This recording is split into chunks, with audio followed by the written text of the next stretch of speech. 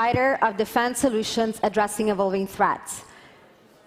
With more than 90,000 employees worldwide and an annual revenue in excess of $30 billion, they're one of the largest weapons manufacturers and providers of military technology. Let's give Mary a warm welcome to the stage.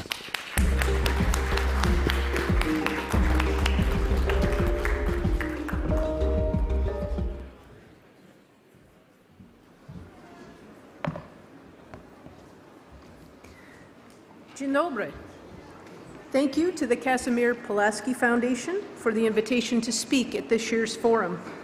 I'm honored to join you today at such an important event and to be among such esteemed leaders in Central European and transatlantic defense and security. The discussions we're having this week around global democracy, freedom, and security have never been timelier or more significant.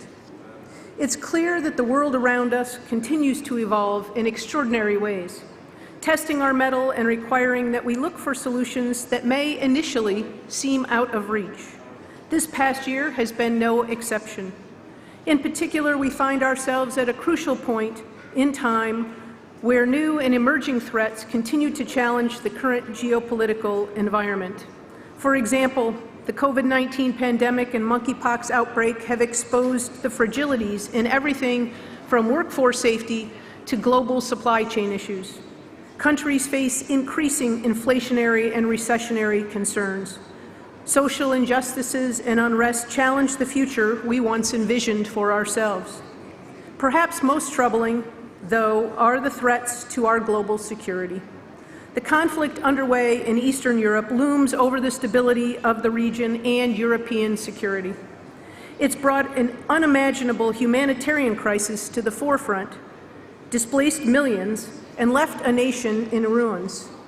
I want to commend the nations who have answered the call and helped without hesitation, for housing millions of refugees and supporting their needs, providing shelter, food, safety, and medicine, among other things, while facing continual threats along the borders. For this, we thank you and are deeply grateful. Similarly, the current tensions we're seeing in the Asia-Pacific region allude to one nation's dominance over another. These and similar acts of global aggression highlight the need for strong defense capabilities now more than ever, because the world is watching. The threats we may have once imagined are no longer out of reach and over the horizon. They are not theoretical, they are here. And they demand our immediate attention. Confronting these threats requires allied nations to work closely together in the pursuit of international peace and security. We know that the strategic partnerships, the alliances we so carefully build across governments, industry, academia, and the public, are a crucial first step to defeating threats at home and abroad, which is why I'm looking forward to the discussions and insights we'll share over these next couple of days. To hear distinguished leaders in the room so eloquently convey the power of these alliances renews my hope for and belief in a more promising future. We will respond to threats tactically, powerfully, and with intention. Our international response will combine our military, diplomatic, and intelligence assets in support of global security. We will move with agility and speed, and we will prevail together. Let me expand on how we'll do this. Our adversaries are smart and getting smarter. Their actions are lethal and present formidable challenges. We must also keep in mind that adversaries are threatening with advanced weapons from every domain: land, air, sea, space, and cyberspace, and every direction, all at the same time, and potentially at hypersonic speeds. This is a sobering thought. As the threat landscape continues to change, our success will depend on continual technological innovations that enable us to think and act with speed, move fast, and with precision ahead of our adversaries. We have an obligation and responsibility to ensure that these complex security threats are defeated. We know this commitment is strengthened through our partnerships with NATO member states and European industry, shoring up supply chains, developing stronger relationships, and managing interoperable systems. Collectively, we can meet mission needs sooner and enable innovation in ways we've not yet imagined. I've spoken at length about partnerships and the importance of them in navigating today's geopolitical environment. We in industry take seriously our commitment to you as a partner, and we're proud to continue our legacy of support, including strengthening our allies' transformational defense, national security efforts, and sovereign defense capabilities. As your partner, we stand ready to help bolster supply chains, contribute to regional and global stability, invest in local industries, create jobs, and promote national security. We must also work together in new and novel ways. It's been an honor speaking with you today, and I look forward to continuing these important discussions in the pursuit of peace. For now, we remain united with you in furthering modernized defense capabilities and supporting global security efforts. We are proud to stand beside you as your partner, always. Thank you.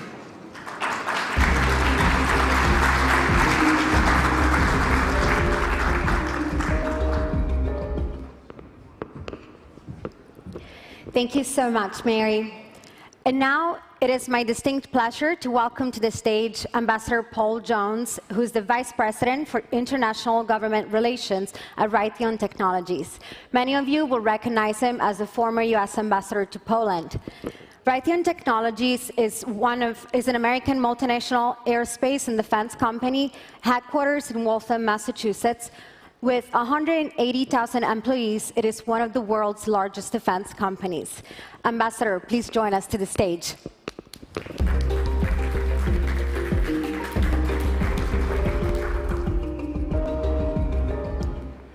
Dzień dobry. It's great to be back in Poland, and it's great to be back at the Warsaw Security Forum. How the world has changed since our meeting last year. Yet for Poland, Ukraine, and the countries of this region, the threat of another Russian invasion of a sovereign country was deeply felt for more than a decade before it happened yet again. The response, especially from the countries of this region, as well as the United States, NATO, and many countries around the world, has been impressive. Humanitarian assistance, military equipment transfers, intelligence sharing, defense spending, and much more. But it's not enough.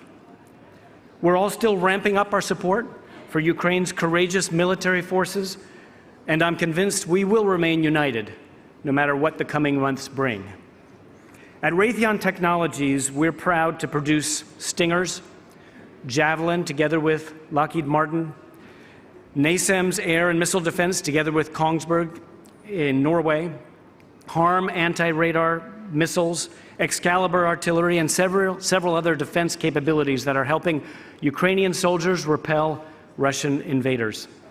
We're also proud of our commitment to Poland. We have almost as many employees in Poland as the U.S. military has troops here now, and our presence is permanent and growing. Poland is our second largest employee base outside of the United States. That says a lot coming from the world's largest aerospace and defense company. In May, I joined our CEO, Greg Hayes, on a visit to Warsaw and to Rzeszów. Greg especially wanted to visit and thank our more than 4,000 employees in Rzeszów, which is the hub for humanitarian and military support to Ukraine, for opening their homes to Ukrainian refugees, for donating, and for volunteering. Our employees in Rzeszów are at the forefront of our overall contributions from Raytheon Technologies and its employees of $3.8 million to the humanitarian effort. And when we landed at the airport in Rzeszów, it was quite a sight to see Patriot air and missile defense batteries, which are produced by Raytheon, lining the runway. Poland is right now receiving its own Patriot missile batteries under its Wisła program, with launchers and components made here in Poland, and many more on the way to protect Polish citizens and NATO's eastern flank. Our commitment extends across the region, from the Black Sea to the Baltics, across the NATO alliance, and to countries under threat across the world.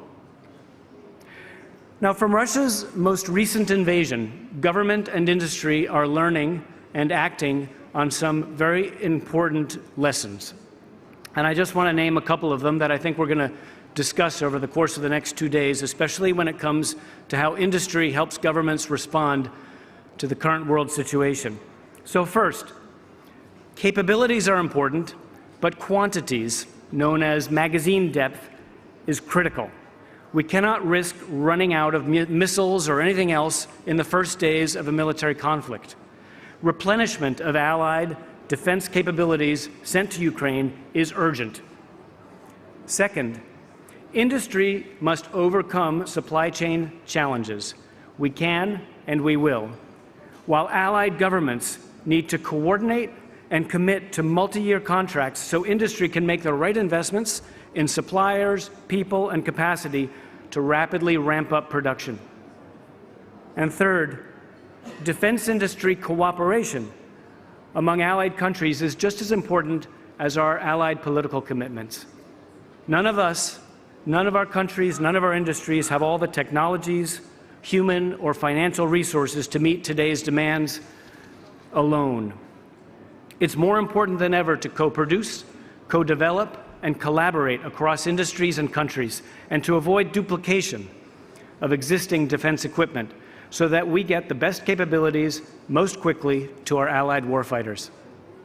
As a systems company, Raytheon Technologies is well placed to collaborate with industrial partners to meet just about any defensive requirement. We don't make aircraft platforms, but we make the radars, sensors, systems, engines, weapons, almost everything that goes in or on a military or commercial aircraft, as well as many ground-based and maritime capabilities. Here in Poland, we're delighted that Huta Stalowa produces the Patriot launchers, along with 8 other Polish defense companies delivering various components of Patriot for Poland and also for international customers. That we're delighted that our Pratt & Whitney company here in Poland produces components for the engine on the F-35. That our Collins Aerospace company here in Poland produces F-35 landing gear, as well as many commercial products. We need, as governments and industry, to collaborate in new ways to defend democracy and to defend our allies. The Warsaw Security Forum is the perfect place to take this effort a substantial step forward. I really want to congratulate my friends and co-chairs of the conference, Kasia and Zbyszek Pisarski, Heather Conley, and Michał Baranowski, and the terrific organizations they represent on bringing us all together to do that. It couldn't be more urgent and important. Dziękuję bardzo.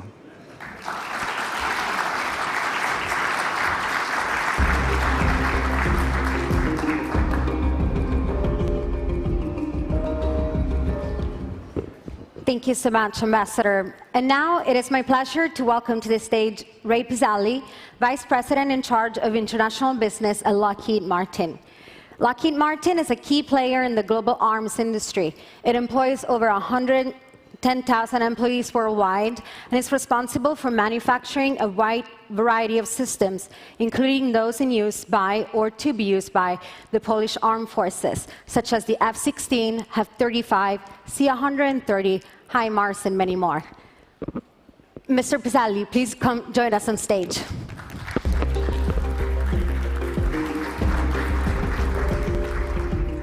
Thank you. Good morning. First of all, I'd like to extend a warm welcome to all the conference participants from Lockheed Martin. The discussions and meetings that will take place over the next 2 days will be crucial, considering this particularly important time for European and transatlantic security. I can think of no better place to have this conference than Poland, giving its leading role in ensuring regional defenses. Platforms such as this forum bring together government, military, and industry, enabling essential discussions on today's most pressing topics. Many thanks to Kazimierz Pulaski Foundation and the German Marshall Fund for organizing this conference, and a special thank you to Professor Pisarska for her leadership as chair of the Warsaw Security Conference. We come together for this conference at a pivotal moment for the region's security, given the ongoing war in Ukraine. As a security and defense community, we must work together and all play our respective parts for peace. Ukraine has demonstrated that good strategy and careful preparations matter. Ukrainians have proven to be outstanding at integrating all of their national assets into a single unified strategy to repel the Russian invasion. There is much the broader defense community might learn from this approach.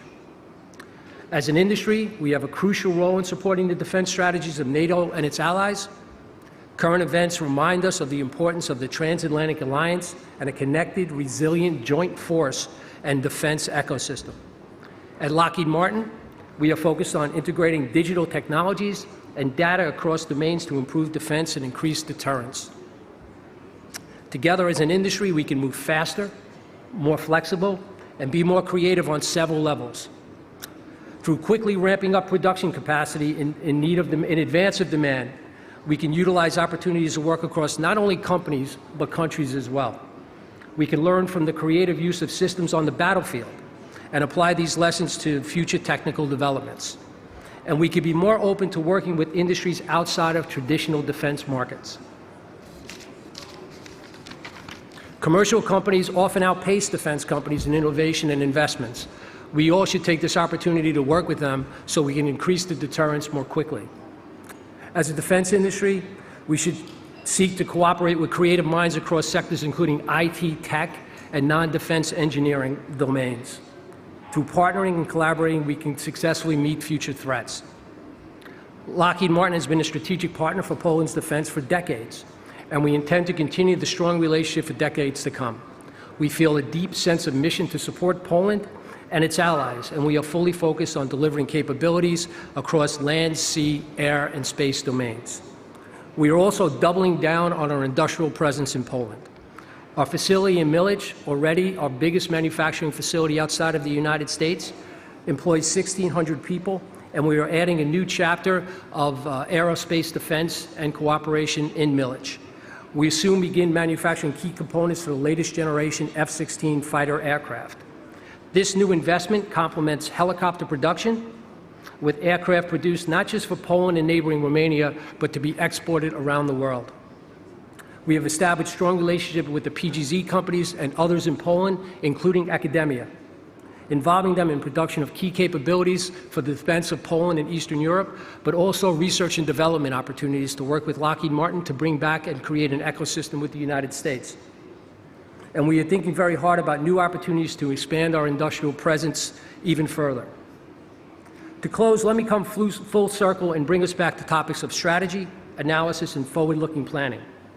We are here as a strategic partner, not just for the defense and security of Poland, but for the entire Central and Eastern European region.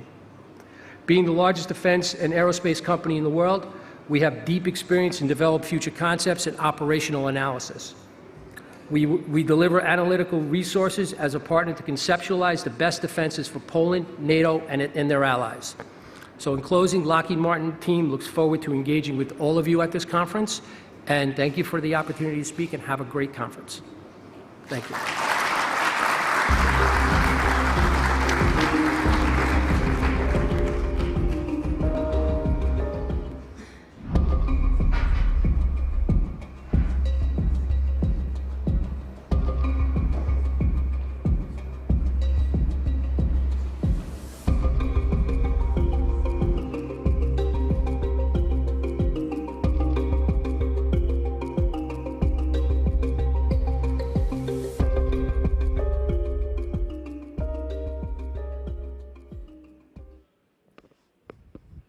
Thank you so much, Ray, for those remarks. And now it's time for the second panel discussion of the day. I would like to remind our in-person guests that if you would like to ask a question, you can approach the microphone to the side of the stage.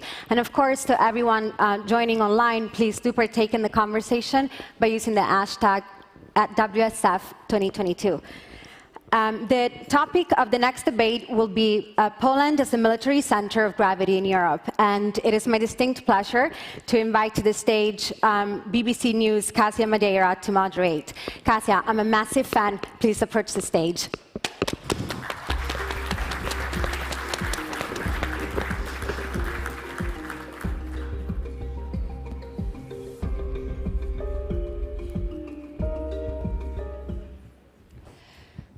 distinguished guests, ladies and gentlemen, thank you very much for such a warm welcome. It's lovely to be here with you. It's a historic moment that we're all sharing, and it's my absolute privilege and pleasure to be joined by such distinguished guests. Welcome. Today's panel is the title, Poland, the Military Centre of Gravity of Europe. And as you can see, I've got very distinguished guests joining me. It's my pleasure to welcome General Raymond Andrzejczak, Chief of General Staff of the Polish Armed Forces, and also General David Petraeus, Director of the Central Intelligence Agency, formerly. Welcome to you both. We know historically that what we're seeing now is, we use the term unprecedented, but it's not an easy time. And the perspective of where Poland is on the map, arguably, I don't want to say it's changed because I'm of Polish origin, so I've always known that Poland is in the center of Europe, but arguably for the rest of the world, General Andrzejczak, if I could start with you, the focus now with what we're seeing, with what is happening to the east of us, Poland is very much now the focus internationally of everything pretty much. Yes, it is. And we are here for 1,000 years. So that's the reason that the title of Poland is much more a center of gravity. It's not because I'm very selfish and I would like to talk only about my country, but the strategic situation is very dynamic. So Poland is here as a center of gravity for many reasons. Starting from a historical context, which matters, 1,000 years, living between the powers, living in a highway, going from Moscow through the Smolensk Gate. The Smolensk is a very important word in Poland. And then the highway is going to Minsk, Brest, is going here to Warsaw, and then it's going to Berlin, the deep of Europe. And this is the one line. The second line is what we're drawing from high north. I always said starting from Tallinn, but now I would say from Helsinki, Tallinn, Riga, Vilnius, Białystok, Warsaw, again, going down to Bucharest, the Black Sea, and in the middle of those lines, this is the Warsaw Security Forum. That's the answer about the meaning of center of gravity. So that shift, I guess it's the shift in the international perspective as well, very much. General Petraeus, we'll talk about, because you've been rather vocal this weekend, I'll be honest with you, and I've been following what you've been saying, and we'll get onto that in a moment, but I just want from your perspective of what we're seeing, of what is happening on the ground in Ukraine, if you can just give us that bigger picture. Yeah, first let me just say it's great to be back in Warsaw. You know, when we were here last year, in fact, we met then, and by the way, he's a fellow 101st Airborne Division Air Assault veteran from the United States. And of course, I was privileged over the years to have Polish forces under my command in Iraq and also in Afghanistan. None of us thought last year that we would be here under these circumstances. But even then, Poland was already becoming increasingly central. Not just to Central and Eastern Europe, but central really to Europe as a whole. The return of a U.S. headquarters is on Poland, the V Corps headquarters forward. Armored forces return to Europe, Poland, and on and on. Poland had already been on its own in a way exercising initiative to gather together the countries of Central in Eastern Europe and exercises leadership in that regard. So again, it really has become the center of really the entire effort of Europe when it comes to the support for Ukraine. Turning to Ukraine, I think it's very important to recognize that there is a new reality on the ground in Ukraine. And it is one that is absolutely disastrous for Vladimir Putin and the Russian forces. It is also irreversible, in my view. Essentially, Ukraine has done vastly better since the very beginning of this war when it comes to recruiting, training, equipping, organizing, and employing additional forces. Aided, obviously, by the United States, first and foremost, nearly $17 billion in arms and ammunition, but also by other NATO and Western countries. And it has therefore outmobilized Russia by far, massively so. And there's literally nothing Russia can do about it at this point. The fact is that a country that is less than one-third the size of Russia now has a vastly better and much more capable military on the ground, and that is why Ukrainian forces are steadily taking territory back from Russia that Russia seized in its unprovoked invasion since 24 February. Again, that is a very stark reality. There is nothing that Putin can do to reverse this. The partial mobilization has actually resulted in more Russian men leaving Russia than it has actually showing up at conscription stations. The previous efforts at mobilization, the one, for example, where Putin tasked every Russian republic to provide a battalion. I mean, this is what we did in the Revolutionary War. You know, every town provides its own militia. This is not how you produce well-trained and equipped and capable military forces. So they have absolutely failed by comparison to what Ukraine has done.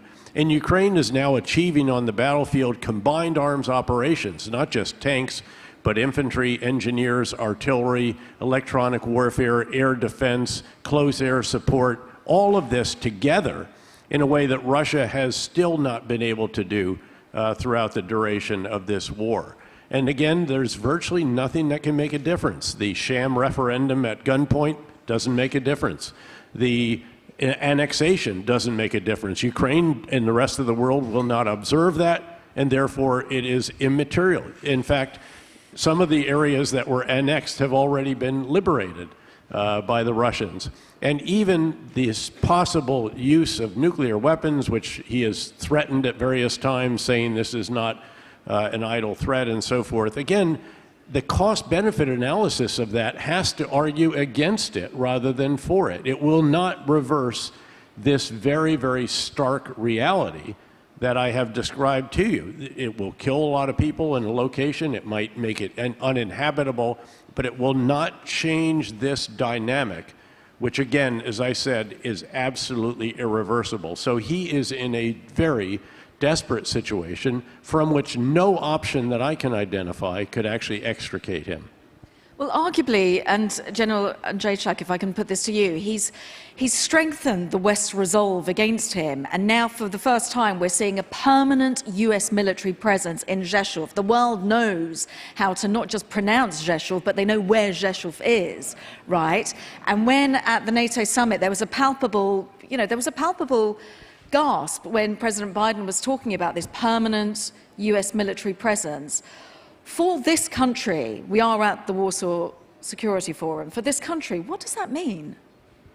This again is the center of gravity.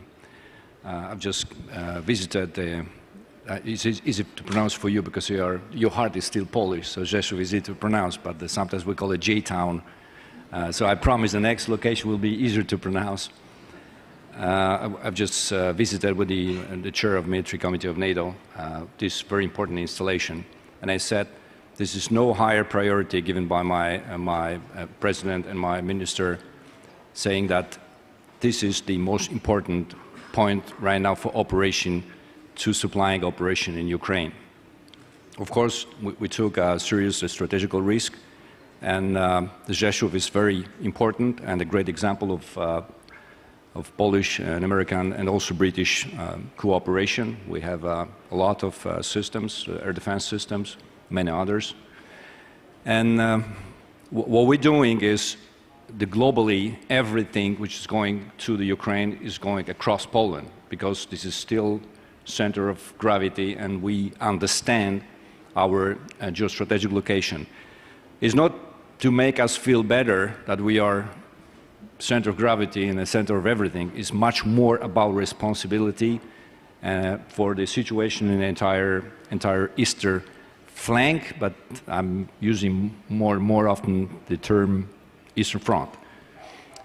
From Polish perspective, looking north is still Kaliningrad, oblast, a little bit passive and a little bit forgotten for a second because they emotionally or in the media or the attention is going to Ukraine. But Kaliningrad is still in the same place. Then we have a NATO obligation to keep the highway in the Suwałki corridor for deterrence and deterrence. NATO talking about the Estonia, Latvia, Lithuania. Then we have a Belarus, who is still unresolved the conflict, weaponizing and illegal migration. And then we have a border with the Poland and Ukraine is on fire right now. So the meaning of center of gravity, or that kind of gravitation for Poland is absolutely critical. So the Rzeszów today is very important, but our radar is calibrated slightly, in a wider perception. And rightly so, because that wider perception, we are at a critical moment. And General Petraeus, you were talking, if you just, for those of you not aware, I'm sure you all are, but what you were saying to the media this weekend in terms of nuclear weapons and in terms of what that means, the reaction that you would potentially expect from the US? I don't want to put words into your mouth. Yeah, don't. Remind us don't, what. Please don't. Yeah. So, first of all, let me just say, I also, just as a moment of reflection, I was actually here in Warsaw. At the time, I was the chef de cabinet, the executive officer for the chairman of the Joint Chiefs, on the day that Poland joined NATO. It's a very significant moment. And as I think back to that now, I also think what a tremendous NATO ally Poland has been and partner, both for NATO and for the United States, again, in Iraq, in Afghanistan, in the Balkans, and so forth. And then also think about what an extraordinarily good neighbor Poland has been for Ukraine as well. The outpouring of support from the Ukrainian people, from the government, from the very moment that everything happened, before there was even direction, the initiative demonstrated by individual citizens has been truly admirable and commendable. Look, I was responding, and again on one of the Sunday talk shows, to a question about the potential use of tactical nuclear weapons in Ukraine. I noted that Jake Sullivan, our national security advisor, has publicly acknowledged that he has communicated to Russian authorities that there would be a very substantial response to such use. I noted, as well as I just did here, that I think the cost-benefit analysis argues very strongly against use of such weapons. It will not change the dynamics on the battlefield at all. Nonetheless, if that were to take place, the question was, what would a response be? And first of all, I don't think anyone should be under any illusion that there has been a precise decision made on what would happen, because you don't know the precise action to which you would be responding. Where was it? What transpired? What damage and destruction did it bring about, and so forth? But then beyond that, there would be a range of options presented to the President of the United States. That's how it works. They've already been consulting, I'm quite confident. And as I said, there's already been communication to Russia to try to dissuade Putin, to deter him from even thinking about doing this, much less actually doing it. And a number of U.S. officials have noted that they have seen no indicators that there is any kind of preparation for this use of nuclear weapons beyond the somewhat irresponsible nuclear saber rattling that Putin has done recently and did before as well.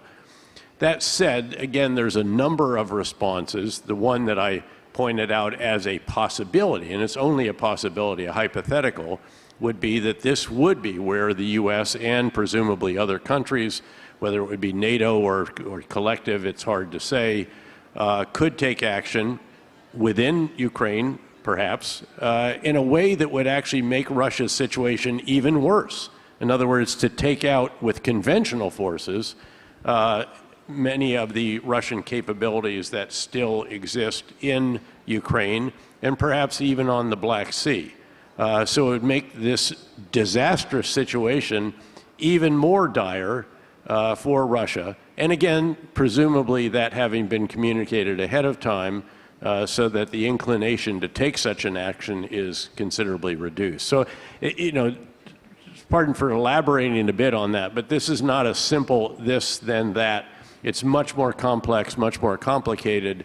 And again, there will have been a range of both, you know, red teams have been saying this could be done, this could, you know, and then there's a range of options that can be considered for response to each of those. But I can assure you, no one has made an ironclad decision yet, although I have specifically not talked to Jake Sullivan about this. It's good that you clarify that, and I will open this up to the audience, so get ready to get your questions in. I think there's a roving microphone for you. But before I do that, General Petraeus is saying that no decision has been made, but General Andrzejczak, I bet you're thinking about it, right? It must be at the forefront of what you're thinking about, the possibility of this going to that level. And I wonder, just reflecting on that, how that then changes, or how this whole situation with Ukraine has changed the way the Polish military conducts its responsibilities. In SAS, they say, who dares wins. So the first is just to dare, and let's imagine victory. So the most important message that we should send to Ukrainians, and the delegation we have here, is let's imagine victory. So do not looking for some excuse or giving the Russians some comfortable situation. They're going in a very, very serious and bad direction. And the victory is always in the commander's mind and the commander's heart. And I think the nuclear assets, although they are extremely dangerous and important, is only element of one of the systems. And I agree, it's not necessarily the most effective in Russians' hand right now. So from Polish perspective, we have no time and no space. We are frontline here, understanding our importance in the NATO, importance in the eastern flank, eastern front. But I would say again, Article 5. Article 5 is also a very important element, and we should send a message to the Russians that if anything happened very close to the Polish border, there will be serious consequences. But okay, so we had the attack upon Yavoriv, thank you, and that very, very close to Poland. 15 kilometers. Exactly. So just how, and when I was speaking to Straż Graniczna, and they were always absolutely worried that attacks so close would then cause a panic of all the people trying to get across the border. But no Article 5, no NATO. Again, of course, that it's part of Ukraine, but I just wonder, how confident are you, and apologies for the leading question, how confident are you that NATO will actually come to the defences? So this is no question. If I don't have a trust, it will be the end of the days. So, well, of course, I understand. I would add something important that was just right next day when the President Biden visited Poland. So the Russians playing very, very risky game, and of course, it's extremely difficult to assess what does it mean the impact of nuclear weapons in a certain geographical point, and then radiation and everything else. But we have to send a very, very clear message. That's what John Petraeus mentioned to Russia, that you're playing very, very risky game, and there's enough means enough, and I think from Polish perspective is enough. And it's fascinating hearing you talking about not the eastern flank, but the eastern front. But again, just coming to this aspect of NATO and the Article 5 aspect of it, the collective support for all the NATO nations, with arguably when Finland and Sweden finally do join, arguably that's what we are expecting to happen, unless something, a spanner hits the works. Will that mean that, okay, we've got this doubling of the NATO border with Russia, but arguably will that mean that actually NATO will be even more insular? Because Finland's not going to want to breach those borders. Well, first of all, let me just point out that the forces of Finland and Sweden are very, very capable. I've had those. I was privileged, again, in Afghanistan and elsewhere, we've had those forces with us. And these will be net contributors to NATO in a very substantial way. But I think everyone should be very clear. What this means is that the geography of NATO has expanded, and the Article 5 collective self-defense agreement expands with it. It's as simple as that. There's nothing particularly complicated about this at all. Once those two additional votes are cast, ratifying the accession of these two countries to NATO, they will be accessed. Once that's done, they'll be part and parcel of NATO, just like any other NATO country, and the Article 5 will apply to them at that moment in time. And you expect that to go through? No spanner in the works, no last-minute hiccups? Well, there obviously have been some politics at play here by those two remaining votes, but I think that they will go through. I think the displeasure of the rest of NATO would be very considerable if those votes aren't ultimately cast. Let's get some questions from the audience. We've got a lady already with her hand up here, and I'm not sure if there's a roving mic or if you come up to the... If you stand up and give your question, please. Thank you. And if there's a particular person you want to address it, yes. Thank you. Anastasia Shapachkina, Eastern Circle, is a French think tank, and the question is to both speakers. When we discuss the possibility of the response to a Russian nuclear attack, we always talk about nuclear weapon. But what if Russia is going to use, for example, Zaporizhzhia nuclear power plant, a civil nuclear infrastructure as a source of a nuclear attack, especially since the Ukrainian army in its counterattack is getting, some of them are in immediate proximity of the plant and some are getting closer and closer by day. How would that use of a civilian nuclear object elicit a response, and what are the strategic options? Who'd like to take that on? It's a difficult position in Zaporizhzhia in the nuclear plant. There's shelling going on from various different directions, but arguably, in answer to the lady's question, General Andreychuk, what happens? From the first day of war, we track in every day the situation in nuclear power plants because there are dangers from many reasons, not only the direct kinetic attack, but also some technical aspects and so on. So Chernobyl is known for everybody in Ukraine and in Poland as well. It's not so far away, but the two additional power plants are very close to the Polish borders, and we do our best to support. That's the reason that we're taking so much, strategic risk to supplying and letting them win and fight effectively. But of course, the consequences in the situation with any radiation in nuclear power plants will be disaster. So always welcome. If you have anything here, we're working on. Not like a 100% in our logistic hub. If anything, and anybody wants to, support the war in Ukraine, always welcome, and we do our best to send any kind of weapons, support, supplies, or sometimes even hearts, like what we do in Poland, receiving the 6 million Ukrainians here. So it's war, Russia and Ukraine, and it's war, Russia and the Western civilization. We've got a lot of, thank you, we've got a lot of questions, so I'll open this up again. As the microphone gets, there was the gentleman in the front, and then we'll go to the lady in the back. And just to add, having witnessed the opening of the doors and hearts and the love within Poland for our international audience, it's extraordinary what this nation has done for those millions of Ukrainian refugees. Yes, sir. Thomas from Pulaski Foundation. I've got a question to both generals. I wonder if nuclear threats getting more and more serious, isn't the high time to consider to extend NATO nuclear sharing program and maybe include Poland as well in the future? Thank you. General Petraeus.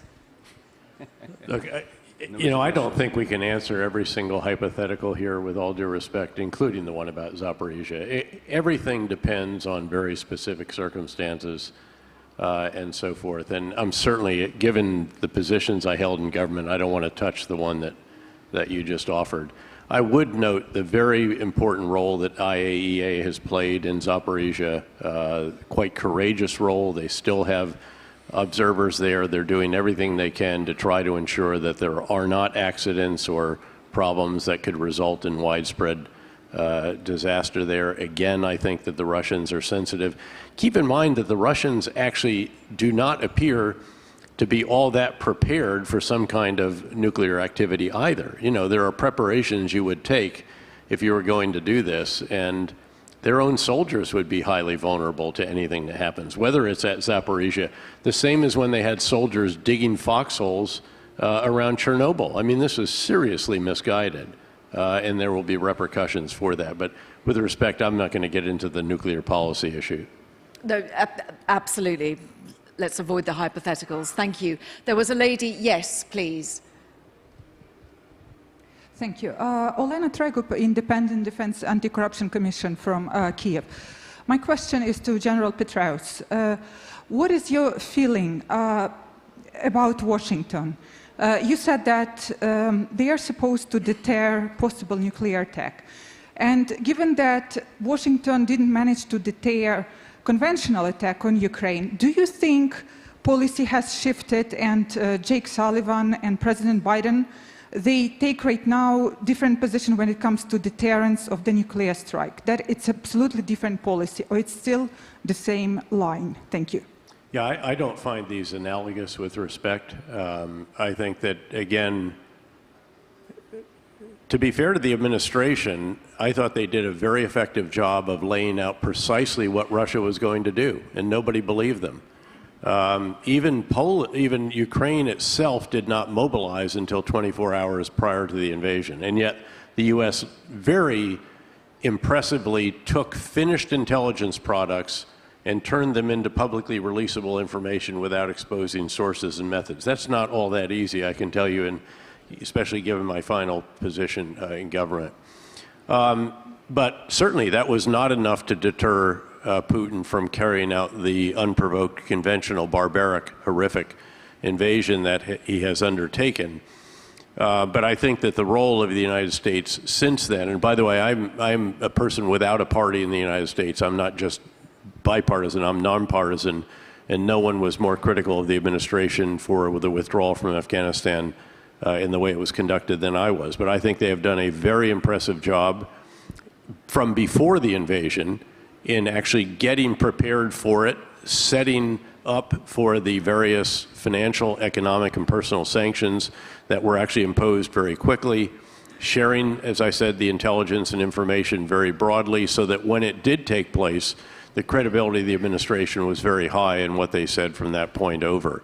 I think deterring the invasion and deterring a potential use of nuclear weapons are very different matters. And again, I think that the U.S., as Jake Sullivan publicly has stated, has worked very hard to dissuade, persuade, deter Putin from taking such an action. But again, one can never know until an episode is passed whether that has truly been successful or not. All one can do is take every possible action to ensure that the other side understands roughly what the consequences would be, not specifically, because again, there will be specific circumstances that will ultimately shape what that response is. But I think that, again, the U.S., I'm quite confident, has done that effectively here and is continuing to do that. You heard the Secretary of Defense over the weekend echo this as well. One hopes that that is sufficient to persuade the Kremlin not to take an action that would cross an enormous threshold and would bring about enormous, considerable additional danger. But we will not know until the moment has passed, actually, whether that was successful or not. And just the final word from General Andrzejczak, and we are out of time. We could discuss, we need another 2 or 3 hours, actually, don't we? But Poland, arguably, has been warning about this for My years. message is extremely difficult questions. I can imagine talking about the nuclear issues and response and potential actions taken is extremely sensitive and difficult. But we're living in a very difficult world. 2 years ago, when I was here and starting to using term Eastern Front was a little bit, the flavor was like not politically correct. And now Russia is killing people in Ukraine. So that's the change of narratives. And 2 years ago, once we're touching the nuclear issues, NATO is a nuclear treaty anyway. So the putting to agenda such a sensitive topic is a success itself. So that's the point when we're looking at the map, and the situation in Ukraine, it's our moral success to start in considering. And one last sentence. This is one general right now, one officer, who is fighting Russian army and defeating and winning. And I would like to have one day the change in sentence. I know this general, and I will wish, and I really would like to say, I know one of the NATO general who defeated Russian army. Thank you. All the best for Valery Zaluzhny. You know, if I could just add a postscript on that, I do think that NATO membership for Ukraine is something that has to be very, very seriously contemplated. And when this is said and done, there will need to be a durable security guarantee for Ukraine, and the only one that I can imagine that could provide that would be NATO membership. We were concerned in the past. We were sensitive to Putin's concerns about NATO membership for Ukraine, and we didn't allow them to access NATO. That did not work out well, and I think we should learn the lesson from that. And again, that's the kind of credible security guarantee without which no amount of reconstruction will succeed. You have to have that. The key to the Marshall Plan was not the money provided by the U.S., it was the security guarantee. It's the security, and to borrow your words, General Andreychuk, let's imagine victory, because it's absolutely crucial and necessary. Generals, thank you very much. We are out of time. Thank you for your questions as well. Thank you.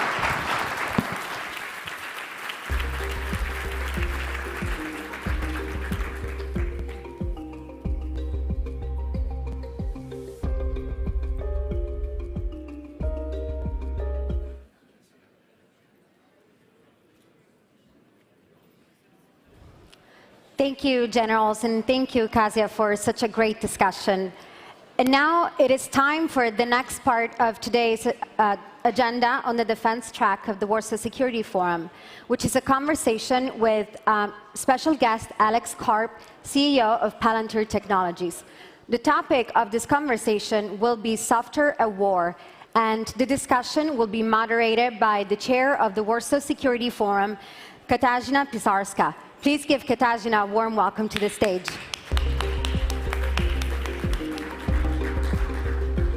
Thank you everyone. Wow, what a crowd. Really fantastic to see you all here. I hope you're enjoying the program. And now we have a very short sequence, which actually we spoke with Alex. We're going to go almost straight to the questions. So I'm going to ask one question, and then I hope that there will be immediately follow-up questions from the audience. We have only 20 minutes in order to talk about something of extreme importance, mainly software at war.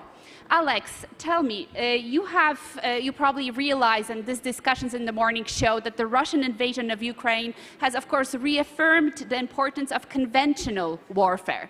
But at the same time, what has it told us about the importance of technology? What has it told us about the importance of software? I mean, what kind of lessons do you take away from the last 7 months of the war that Russia waged on Ukraine? Well, it's important, obviously, to go back and look at what were expectations and what then happened. The expectations, obviously, were, depending on which country you were sitting on, that A, the war wouldn't happen, B, it would happen, but Ukraine would lose. And I think, in all honesty, we may be the only people I know of who predicted that the war would happen and Ukraine would outperform. I think it's being viewed around the world. Of course, there's always a diagnostic of what happens in a war. Most of that can't be discussed in public. And so the diagnostic, the private diagnostic, is that David beats Goliath, where David is a hero and armed with certain conventional instruments, but heavily empowered with technology. And that Goliath isn't actually Goliath and you just look at, I think one of the miscalculations that was made was America spends about $800 billion a year, Russia about $65 billion a year on defense, roughly the same percentage of GDP. And I think the Russian calculation, much like other adversaries of the West, was, okay, they spend more, but half of it is wasted, and they're not willing to fight, or not willing to fight to win, including sacrifice of human lives. to politicize cultures. They're going to make bad decisions, look at the decisions they've made. And it's very similar to what you might find in a Keynesian context, where that Keynes doesn't work unless 1 or 2% of the money spent actually is spent on disruptive stuff. So in the defensive context, if 2-3% of your budget is spent on things that are expected not to work, like most people, and historically software has been something that you spend money on and get no value for. And then, at least in the commercial context, it's moved to something you get limited value for, but where you supply transformative instruments of war or of commercial, that 2% spend actually is as important as the other, $750 billion delta. So when you say disruptive stuff, what do you mean exactly? Well, Give me an example. If I had a 2% budget, what do I spend that 2% First of all, for? the most important thing, in my humble opinion, having been at this for almost 2 decades, everyone in this room can do is make sure your procurement process is actually a procurement process. It's not, we buy the software from my buddy, my friend, my cousin, or my local provider who may be more likable. As the Russians do, I imagine. But it's not just, look, Palantir, we fought the US government for nearly a decade, including going to court. Most important people in the world came into my office, which was modest at the time, and said, quite literally, some people will conclude that you're an asshole if you sue the US government. By the way, we sued the US government not to buy Palantir, but to have a procurement process where they acquire software, not a large tender from lobbyists. This is one of the most important things we ever did as a company, because it wasn't set up to help us, it was set up to make sure that software is not just a spend item, essentially welfare to local industry. And in war, your ability to use, what does it mean to use software? How do you control your special operators? Where do they go? Where do they leave? Do they get the SIGINT information while they're on the battlefield or while they're not on the battlefield? Do you get information from space? Does that information from space provided to the people doing the actual operation? Can you disrupt the information flow of the adversary? Can you map their information flow? Can you do, it's one of the really interesting things is people assume people like in this room and civil libertarians are misaligned. Actually, very much aligned, because if you're working in complicated environments, only very few people can actually know the battle plan. That's called data protection. And that data protection has to be done in the most granular way, a way that can be made transparent internally, but not externally. These things are information technologies, and the West has an enormous advantage over the East. Why? Because if you're going to build a company, you're not going to build it in a country where the company will be taken over by the government the minute it's successful. And quite frankly, we in the West, for all of our problems, are blessed with the strongest technological centers in the world.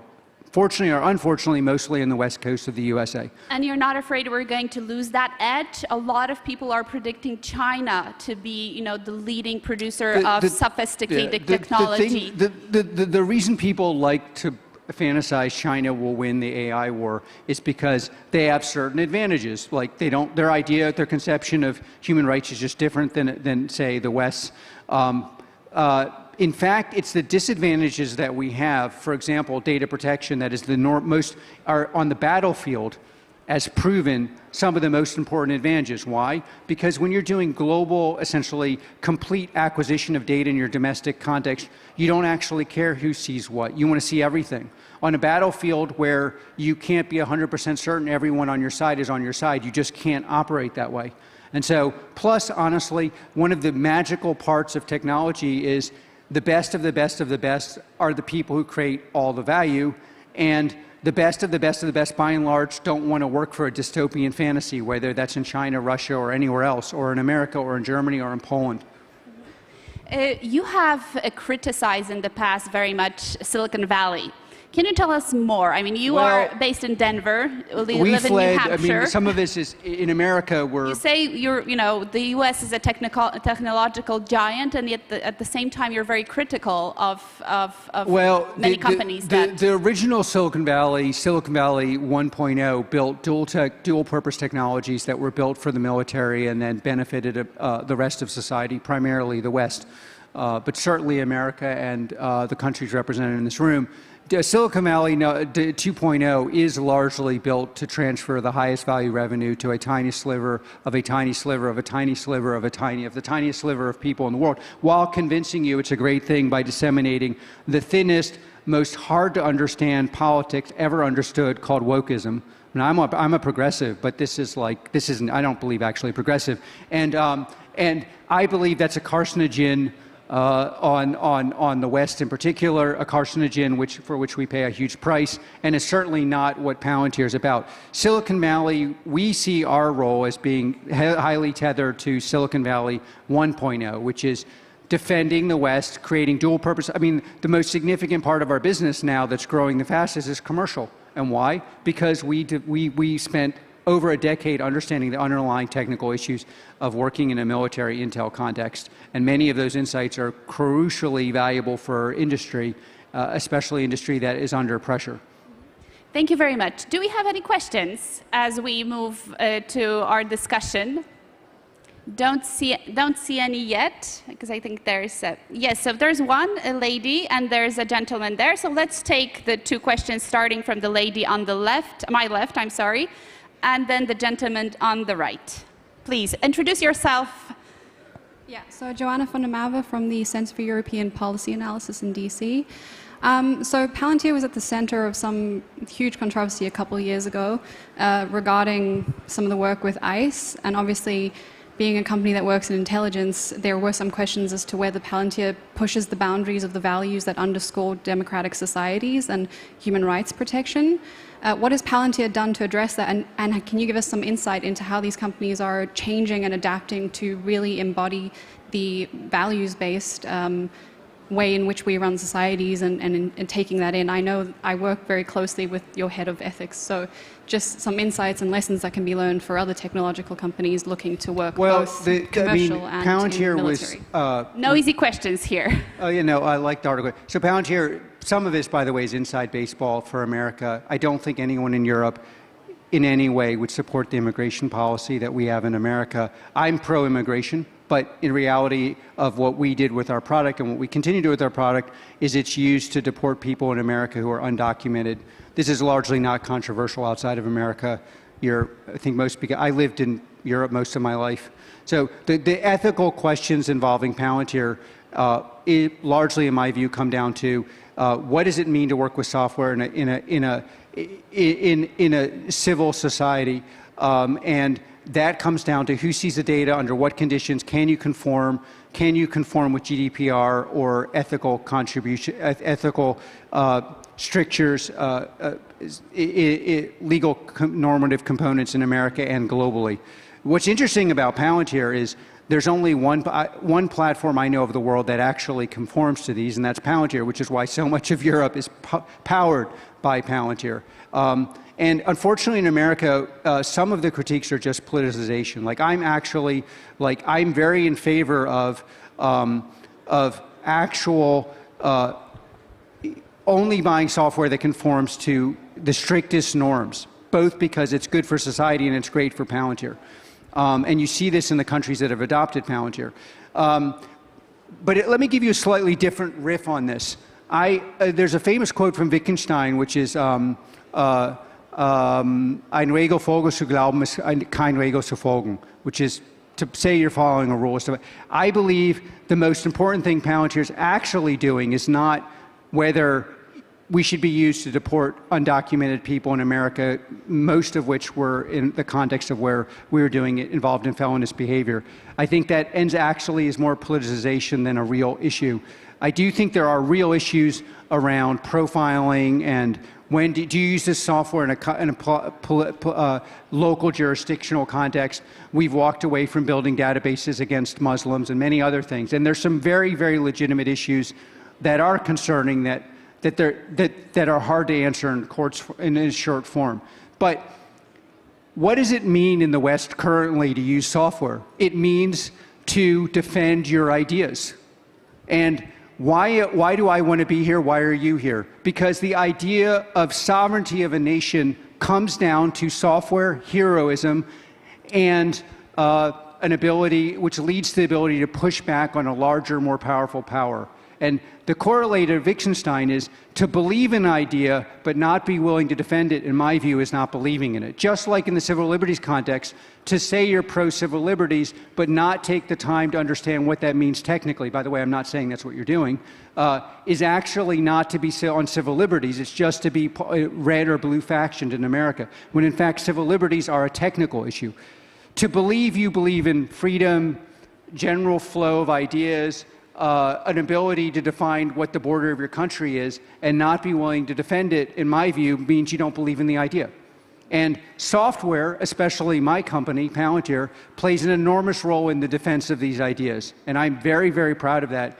And I think on the civil liberties debate thing, what I hope we move past red, blue civil liberties, neither of which are right. I've historically been progressive. I believe mostly what people want in the civil liberties community is right, although a certain percentage of them, it's not about that, it's about who you voted for. And I think that's a really bad way to do civil liberties.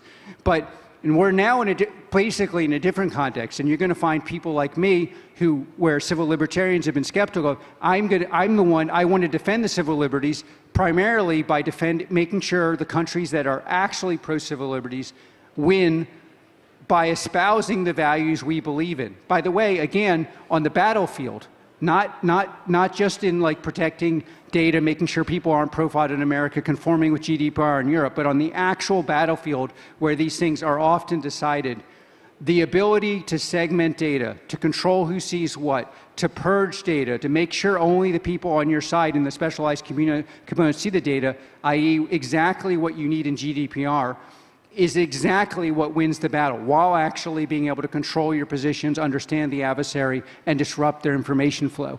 And it's the ability to win on that battlefield that actually makes sure you don't have wars, that the values we believe in actually turn out to be the winning values, that the best people are involved in these values. And that's why these conferences in Poland and why Poland and Ukraine are so important, not just to the people of Poland, Ukraine, and in Eastern Europe, but to all of us. And why civil liberties are actually crucial to what we've done. Mm-hmm. Of course, there's always what you do and whether people believe you. When you're supplying, I think we're the largest supplier of software, pure software in the world by a lot. And so people often wonder, well, if you're doing that and you're supporting clandestine services and police departments, how can you actually be pro-civil liberties? But what I would say in a longer format is that's exactly why you're pro-civil liberties. Thank you, Alex. I think that's a very important discussion. Thank you for this question. I hope you can continue also later on this. But we had another question coming up. If I see, yes, please, the gentleman in the back. Hello, my name is Adam Sobczak. I invest in companies whose main product depends on AI or machine learning, if you would. Not that heavy question, but as well important. I think we had in recent years, 10 years, some revolutions in industries like automotives. So disruptors went and we shifted from hardware perspective to software perspective of the whole product. What do you think where military are now? They're thinking about the tanks, aircraft. Well, there you're going. So what is the influence of AI in the military? Look, everyone is watching. Like, especially if you're in an adversarial country, you are watching exactly what's happening in Ukraine, and what they are learning is that it's the combination of heroism, something which is inborn, can't be replaced, conventional arms, and what you're calling AI, although AI here is a synonym for platform data management and AI. And what they're also learning is, holy shit, with very little money, you can actually go up against, with resources that would have been irrelevant 10, 15 years ago in fighting us, you can change the game. The same way we learned in the Valley, that's why so many of these companies come from the Valley. With very little investment, you can massively outperform. Again, the most important thing you can do if you're in the military or in military operations now, though, is make sure that these very legitimate questions are actually being answered technically. If they're not being answered technically, like does the software work? Work also includes data protection. It also includes data management. It includes does the AI actually get add real value. You'll spend a lot of resources and essentially get nothing. So essentially, long story short, the winners in industry and in government are people who can actually interact with technology, a new kind of technology, effectively. And it is new, it takes a lot of effort, and one of the most important things you can do, whether you're industry or in government, is depoliticize that. It must be depoliticized. You must actually implement what works, or you will lose. Thank you, Alex. We have really 3 minutes left. Is there any other question in the room, or may I ask the last question to you? I'm sorry, I see there's, okay, so let's take one more question here. Thank you, Peter Burns. It seems like Palantir is doing something unique in the space of defense, which is attracting sort of talented young people in a way that legacy defense industry companies seem to be losing to Silicon Valley. How are you doing that? What is sort of the philosophy? And I would do a follow-up question, because actually that was also my question. We were talking just in the backstage that you're interested in Poland and Ukraine because of the software talent, people that are here, and the software. But at the same time, although in Europe we produce great cars, we can't really produce great software, or at least we cannot compete with what's happening in the United States. So if you could combine these two questions, the last 2 minutes we have left. I'm here, very honored to be here. One of the reasons I'm here is because of the software talent in this region. I would say Poland and Ukraine are shining examples. And we value the very unique kind of talent which you find here. I believe first thing Europe has to do is address the situation, like, stop producing copies of American companies and try to produce unique companies that are truly baller, to use the term we would use in the Valley.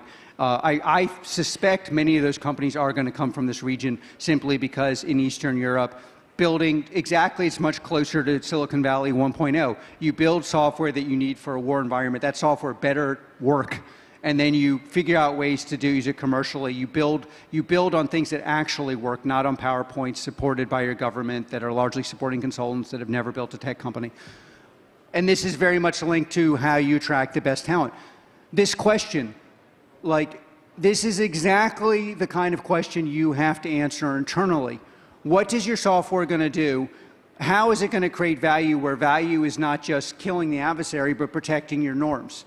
And if you want to have the best of the best of the best, you have a talent spotter, which is part of what I did for, and am doing. And I go to the places where people undervalue the talent. That's like, I know the talent in Poland in this region is better than other people for lots of reasons. I go there, I spot the talent, I recruit them. And how do you keep them? You keep them by saying, hey, these are very tough questions. A normal company could never solve these questions. In our environment, they're going to be solved in a depoliticized way, which is very appealing, by the way, especially in America, because people are really tired of politicization. We can't get our politicians to stop it because it's so effective, and you can't explain why the country doesn't work, but you can explain why you hate your neighbor. And it works in Poland and here because you guys are never going to be into that stuff. That just doesn't make any sense to you. You might pretend you're okay with it because you have a great alliance with us in America. No Polish person buys into that. And you come and you work in a depoliticized environment on the most important issues. And by the way, when COVID breaks out, the vaccine you got in America or in Britain, that's in Palantir. Most of the terrorists that all these things that you can't, the war in Ukraine, actually institutionalizing norms you believe in. By the way, institutionalizing norms does not mean writing a paper about them. It means winning with them. And that's a business problem. If you want to write a paper about norms in a politicized way, there's a 10-year track for you. But you're not going to want to go there anymore as a really talented quantitative person, because the minute you trip some qualitative line you didn't even understand, you're not going to get tenure. You want to be in an environment where your values win. And you know how you can do that? You build a software company and you get people like in this room to implement the software, and you say, hey, I know I'm not likable, but the software is going to bring you alive home and your values are going to win. You want likability? There's 50 companies that can do that, and they can do it in every jurisdiction. They know the best steak, they know the best golf course, their teeth are white. We don't do that, but we do attract and retain the best talent, and we build products, and the products are so powerful that people are scared of them. And they, yeah, Alex, thank you. Thank you so much. I think you've convinced a big chunk of the audience. Not sure if everyone, but I know, Alex, you'll be around, so I hope you'll have an opportunity to answer also direct questions from our wonderful Warsaw Security Forum audience. Thank you for being here with us, and thank you for talking about software at war, a very critical part of our response to the war that has been waged on us. Thank you, Alex. Thank you.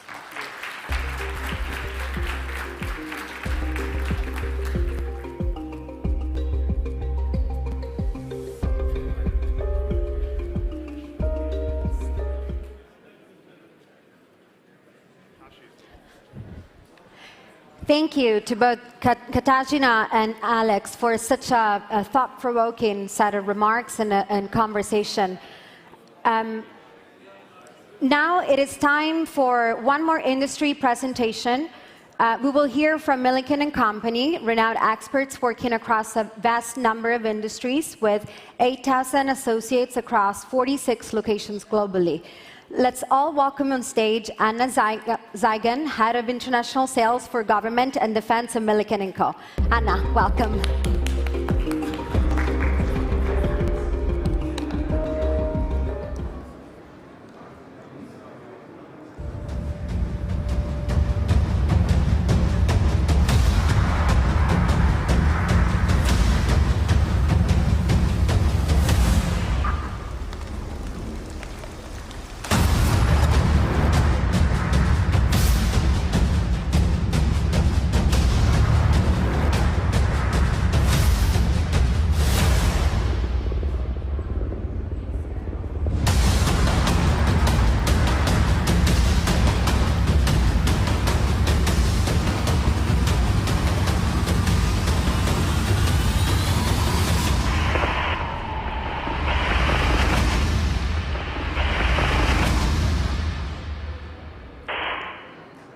Good morning, ladies and gentlemen. My name is Anna Zygan, and I'm a head of the International Business Unit responsible for the governmental and defense business by Milliken & Company. Milliken has been a supplier of the textiles for the US Army uniforms for decades, and we are very much focused on the performance and the technology. This morning, I would like shortly talk about the important topic, namely how to increase the survivability of your personnel, improve their comfort and their safety. Milliken has been innovator of the textile science by anticipating and understanding the threats which the warfighters are facing. During the presentation this morning, I will be talking about three main topics: about the latest FR technology, about the mitigation of the detection by the electro-optic sensors, and also about the neutralizing a real danger, which is a cold weather. The first one is the flame protection. I think in the current conditions, everyone understands that having the FR uniform is more important than ever. 5 to 15% of the injuries which the soldiers are facing are coming exactly from the burn injuries in the military conflicts. A modern uniform has been designed to perform and protect, to do not really decrease the level of the comfort of the user and really provide the right level of the flame protection. Milliken developed a technology which is called Rescue Ripstop, which is not only focused on the durability, but is mostly focused on the safety. Our main focus is to keep the protection level in terms of the NIR or shortwave infrared in a textile by enhancing the performance and durability of the textile. Our camouflage doesn't wash out up to 100 washes cycles, and this is really improving the safety of the personnel, because if you wash out the camouflage, you wash out the near infrared or shortwave infrared, which is really responsible for the mitigation of the detection of the personnel by the optical devices. The next one is a very important topic. It's talking about the concealed technology developed by our company, which is responsible really for the detection of the personnel in the optical goggles. On the screen, on the slide, you can see on the left a soldier, the first one, wearing a very simple uniform, which is absolutely not protecting the wearer. It's easily detectable, it's easily visible. You can really see this through the optics without any issues. The next one is wearing a standard level of protection, which is a kind of a near infrared protection. It's still easily visible and detectable. The next three next to him are wearing the uniforms, which are made with the concealed wear technology, which is really protecting the soldier against being visible, and it's also mimicking, the technology is mimicking the reflectance of the background on the reflectance of the camouflage. A few words of the explanation. The picture was taken through the shortwave infrared camera in a daylight from the distance of 100 meters, and you can see easily how efficient the technology is which Millikan is providing. What is also important, the technology can be used in different terrains, in different camouflages, has no negative impact on the wearer and on the comfort of the wearer, and is also not changing day versus night or cold versus warm or dry versus wet uniform. It's still protecting the same and can be easily integrated into all essential products the military personnel is currently wearing. I mean by into the uniforms, into the sleeping bag system, into the weather protection items, into tents, whatever items you need to have to really conceal the soldier, the technology can be easily adapted. The next topic which I would like to talk shortly about is the cold weather. We all know that surviving in a cold weather, it's really an extraordinary team effort. Winter warfare is exposing the soldiers into very extreme elements such as ice, snow, cold, very often dynamically changing weather conditions, sometimes rain, and operating in a cold is really slowing down the operations. It requires much more energy and strength, and the concentration really decreases. To perform the mission, the soldiers really need the right protection and the right level of insulation to focus on the tasks instead of focusing on the threats they are facing.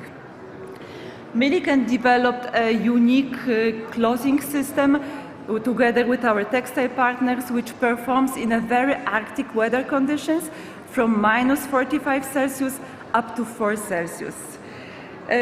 This system has been battlefield proven in Iraq and Afghanistan.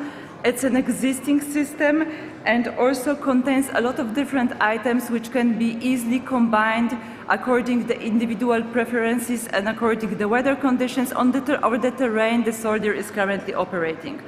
It's lightweight, breathable, adjustable, can be easily adapted to the personal needs. Going from wet to cold, or very often going wet and cold, requires a high water evaporation because the soldier, when is moving or is in a stress condition, is sweating a lot and really requires the items which will keep him dry and warm. And only the complete layering system can secure this type of the protection and can perform in a very challenging weather conditions.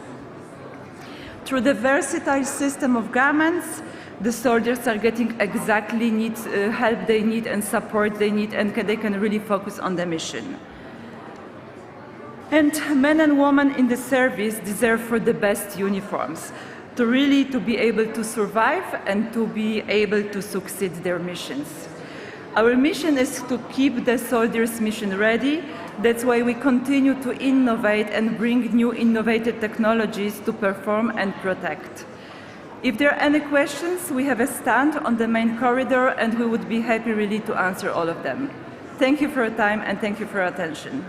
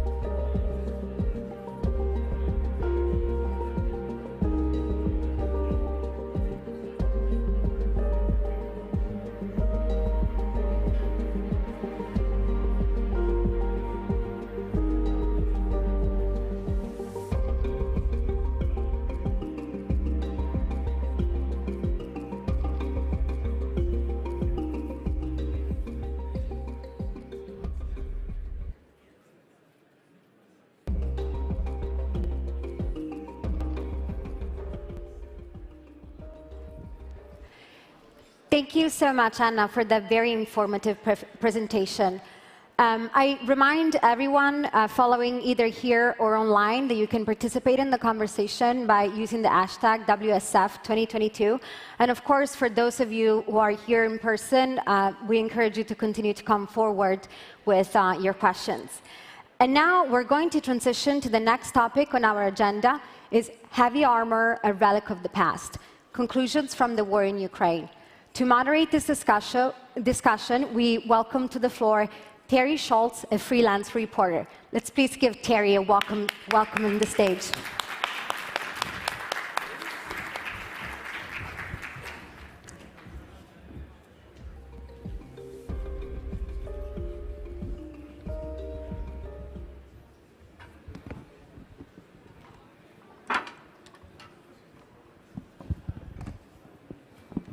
We all test? Okay.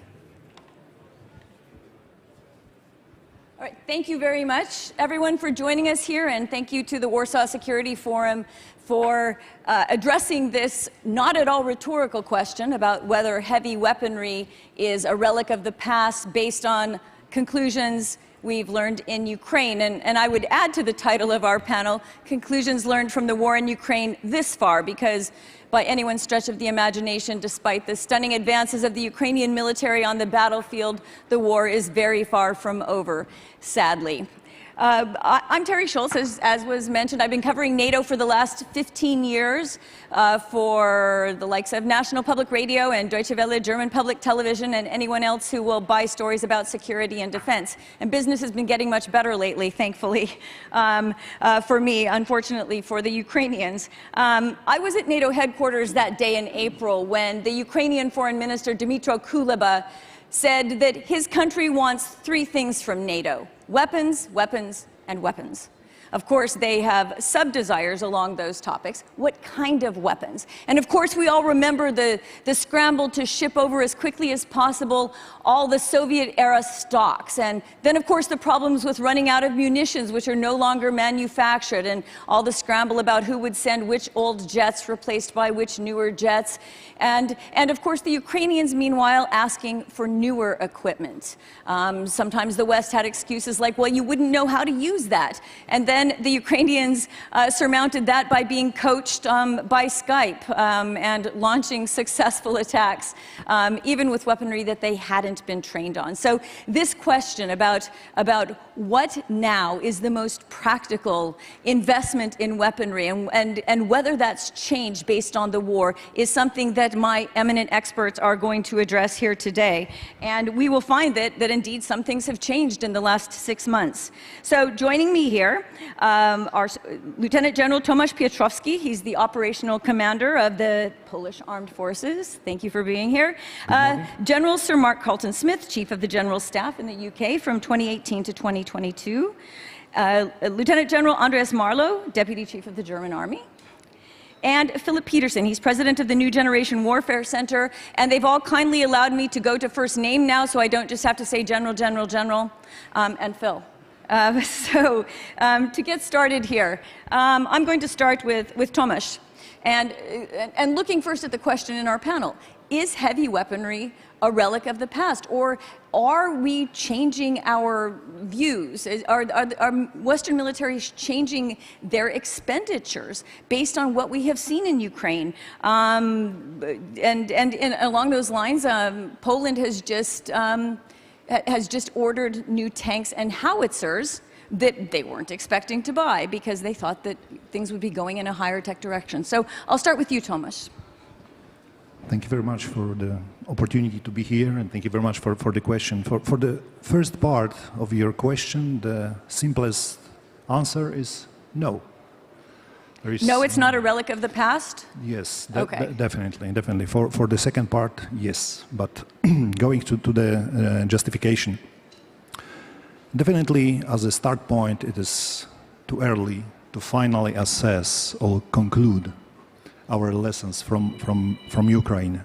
Definitely, we still need more time, more information, more analysis when we are talking about something what is very serious like war, very serious war, very barbaric war, totally unjustified war, Russia against Ukraine. And of course, we have to look for this process, for those lessons, as well as our assumptions and assessments, not only perspective for the one single asset, like a tank or, for example, armored howitzer is. We have to look for the war and our lessons for the broader perspective, let me say. We have to also take into consideration our, let me say, assessment and our expectations, because for sure this war is not like we expected to have, like we assessed Russia armed forces. Frankly speaking, ladies and gentlemen, we assess Russia armed forces as very, very much capable, very much ready to conduct joint combined operation with, let me say, good doctrinal approach, with strong leadership. We exactly remember how many rumors, how many discussions, how many books was caused by so-called Gerasimov's writings. And we believed very much how capable is Russia's army, including some armored elements as a part of whole of this apparatus. But in the same time, Russia missed a lot of assessment, missed a lot of approach to the war.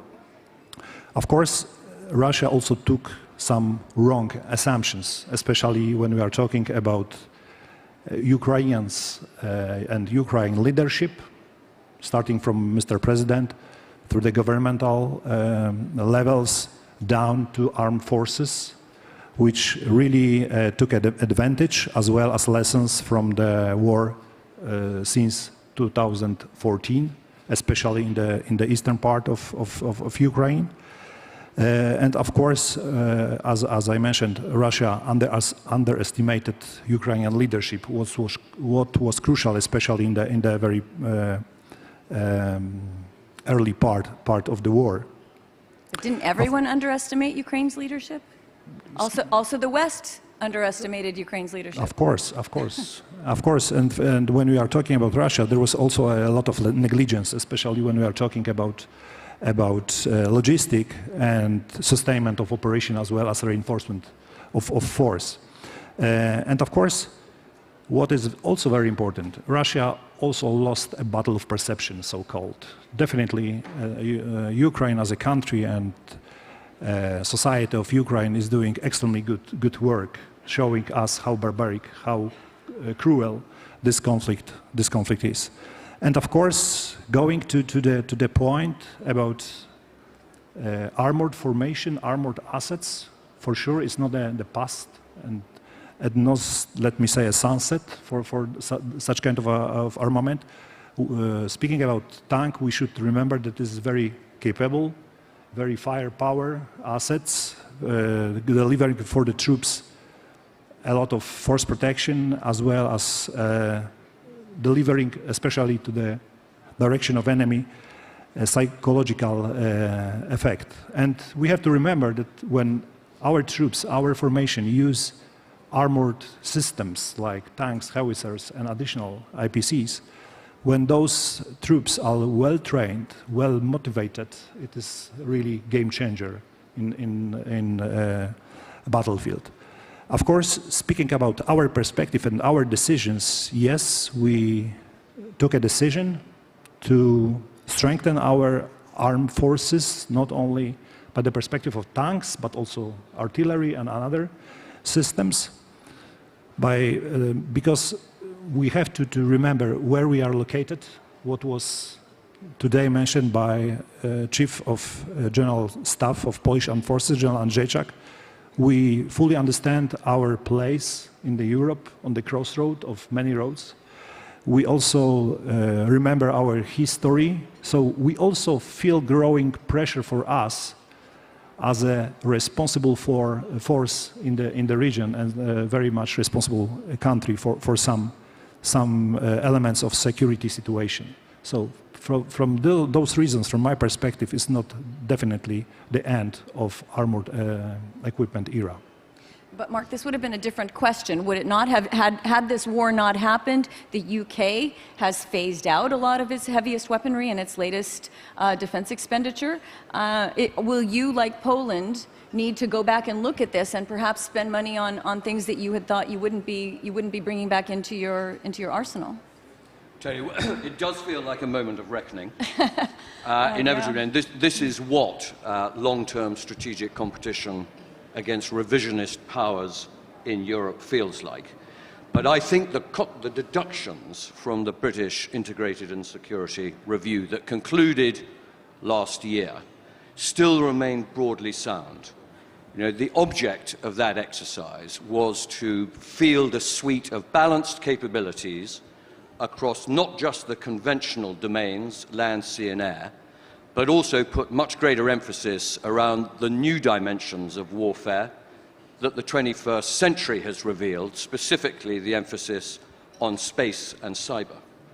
And I think we emerged with some conclusions that put much greater investment priorities to prepare the Army, the Navy and the Air Force for a different form of competition associated with the information age, which was not to say that some industrial aspects of warfare were now anachronistic and wholly in the past.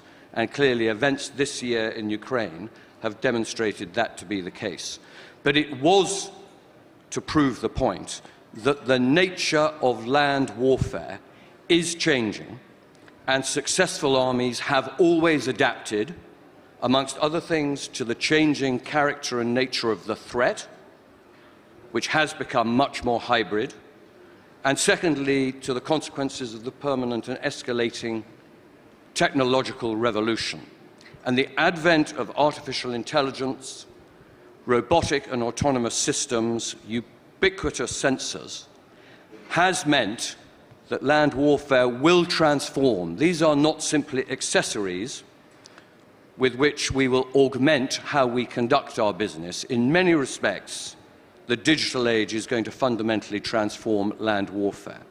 And the integrity and security of our data and our digital networks has now become a much higher priority. So the British Army emerged with, yes, a reduced fleet of main battle tanks, but we elected to upgrade 150 of them so that we've got a completely digitized platform that we think will be more lethal and more survivable, and more importantly takes account what I think is the changing economics of tomorrow's battlefield, whereby relatively slow, very expensively manned equipment that's virtually irreplaceable may not survive very long unless it's packaged in an appropriately balanced all-arms force.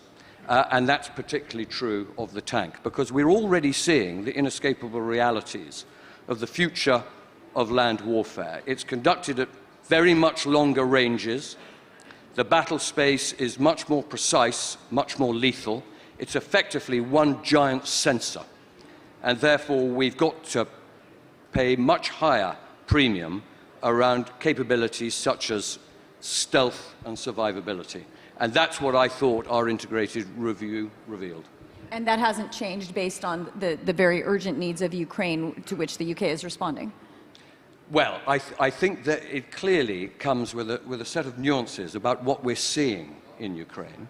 And much as we did in the immediate aftermath of 9/11, when we added what we termed an additional new chapter to the comprehensive review that had only concluded 24 months earlier, I imagine that in the balance of this year and into 2023, the British government will be watching the lessons from Ukraine and what other countries may challenge us and what lessons they may be learning, so that we make the right alterations in an appropriate manner. But certainly predicated on the projected defence spend in the UK that would see an increase to certainly 2.5 and potentially 3% of GDP in the balance of this decade. There are some big decisions and choices that we may choose to make. I think I'll ask more questions about that later because I have them. But moving on to Germany, Andreas, if you just read the headlines, you would think that German tanks are the most desirable piece of equipment ever. What has Germany? How is Germany looking at its defense expenditure now? Have you made the right decisions? I mean, you're under an enormous amount of scrutiny all the time, certainly in Brussels and from other parts of Europe.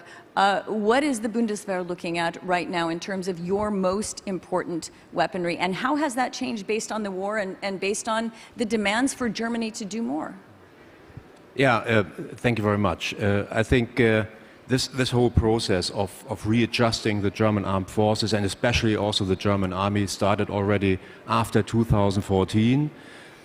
But 24th of February somehow brought us the resources, and you are aware of this 100 billion euro package that our government has donated to the armed forces. So I think we are now structurally, material-wise, and also personal-wise now changing the direction towards warfighting and towards collective defense. And I mean, I could go into detail, that would last hours, but let me just mention some brief details of these reforms. Structurally, we want to establish 3 cohesive, fully equipped divisions, which we will then fully commit to NATO, with a main effort on the eastern flank in order to support the collective defense effort of NATO. Secondly, we are inventing or introducing a new kind of force structure which we call medium forces in addition to light forces and heavy forces, and these medium forces can be compared to what the US already have with the so-called striker brigades, and we want to establish 3 of these, mainly based on already in service modules, which is mainly the Boxer vehicle and with different variations.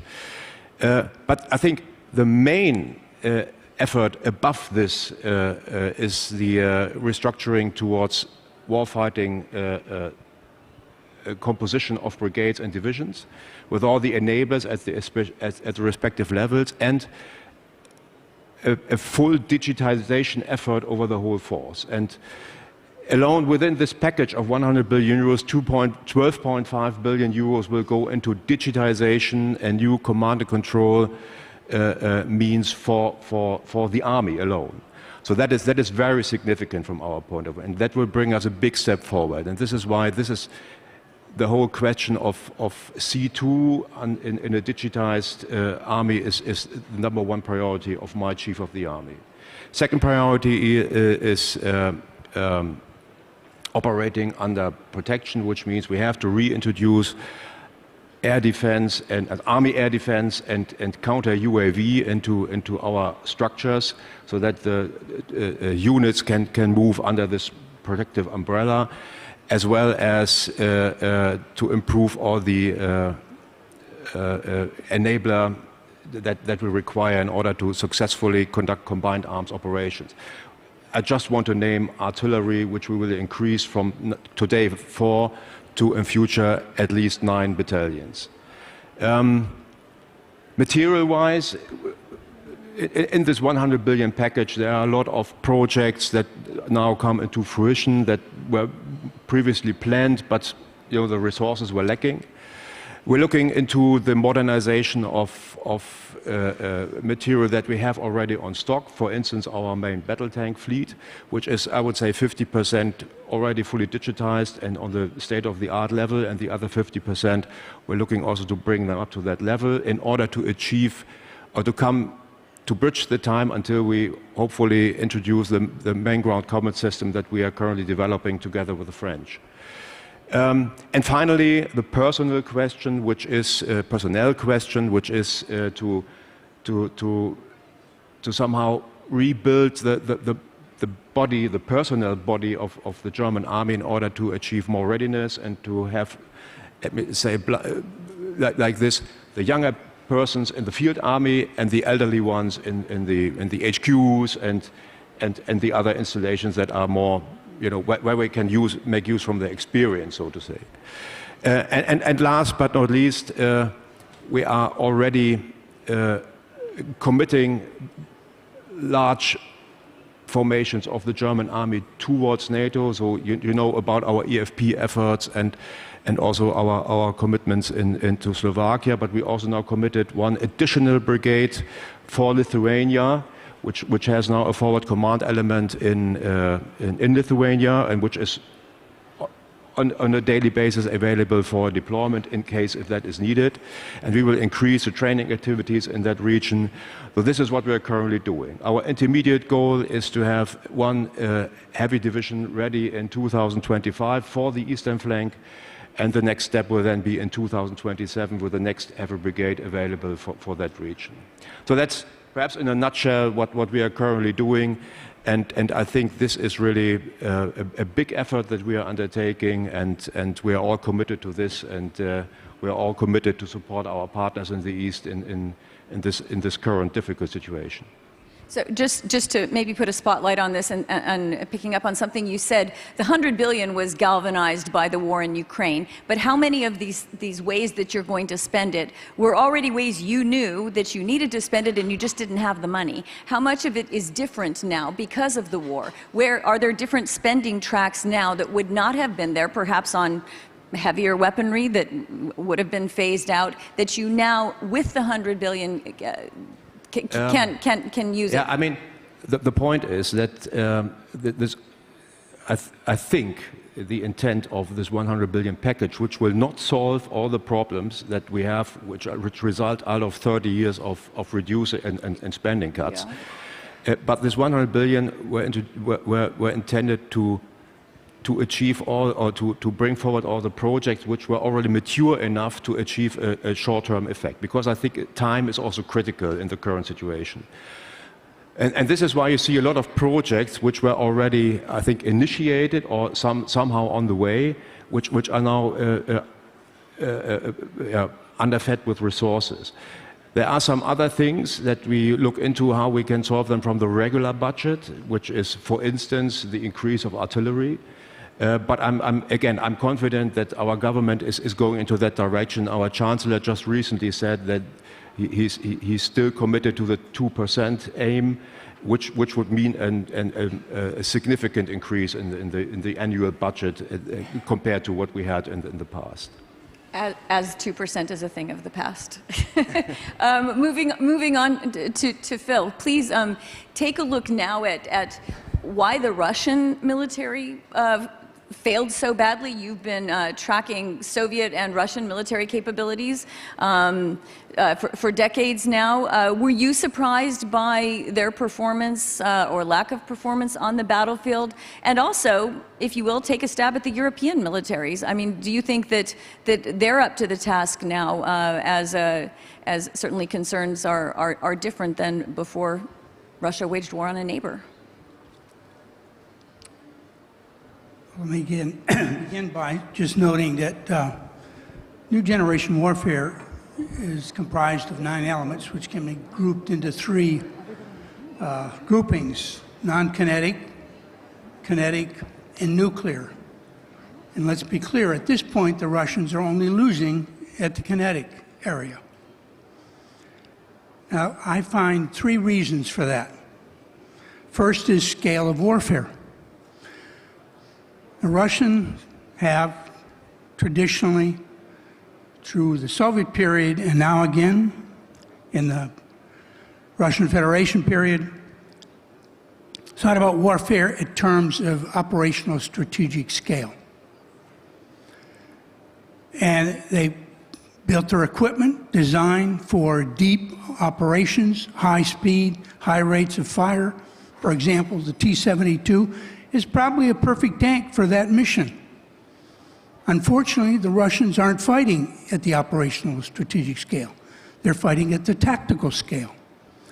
And over the last 8-9 years, NATO countries have helped share our vast experience in tactical warfare with the Ukrainians. And so long as the Russians fight at our level, at the level we're best at, there's no way they're going to ever win. So that's the first thing. The war has been fought at the wrong scale. The second reason for our side. The right scale for the Western side, the wrong scale for the Russians.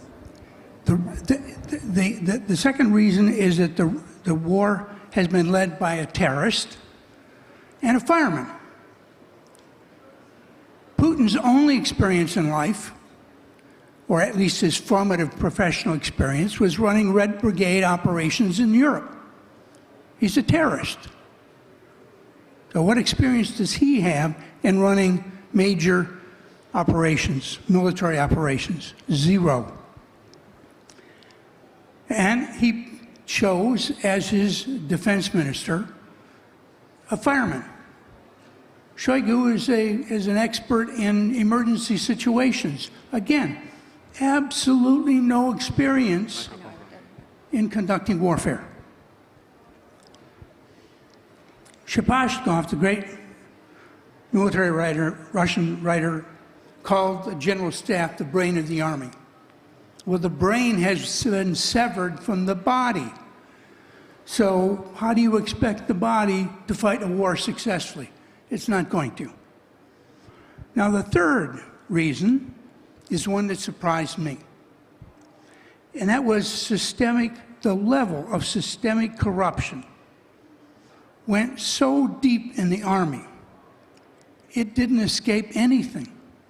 That's why we have regimental commanders going into the depots and finding of 50 tanks, 7 are operable and blowing their brains out.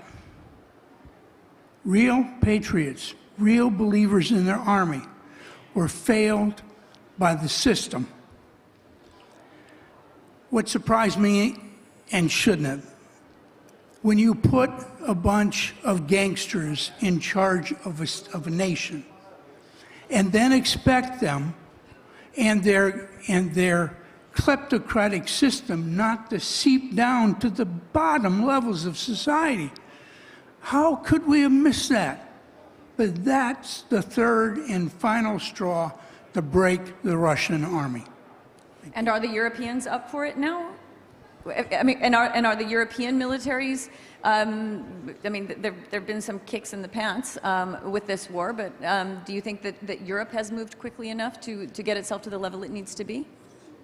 If we, in this case, Europe equaling NATO, I should say. Well, my concern is that we don't finish Russia off. Listen, Russia is an imperial paradigm. It will, as Paul Goebel used to say back at the CIA, Russia is just a bad idea. And it needs to be, we need to make Russia go through decolonization.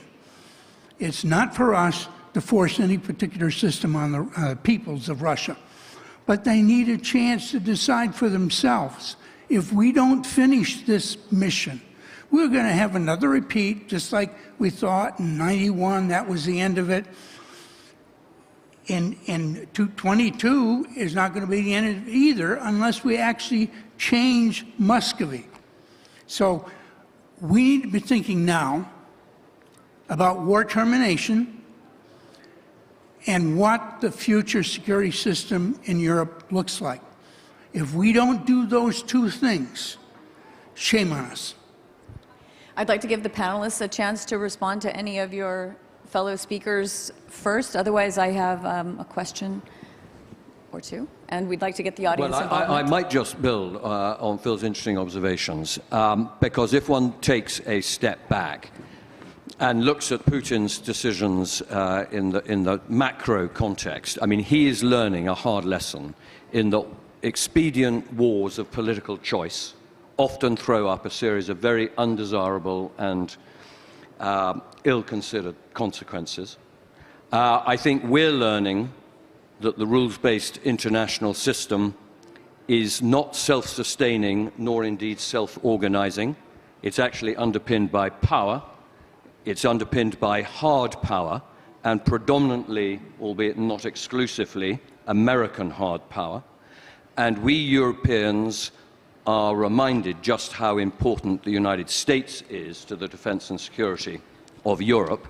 And I'd like to think that the United States is reminded just how important Europe is in the third decade of the 21st century, when rather inevitably they are considering the consequences of also being a Pacific nation as well as a transatlantic nation? I mean, just thinking of the role Poland has played, being sort of the organizer on the border, the country, the only country that could have managed to get the weapons across.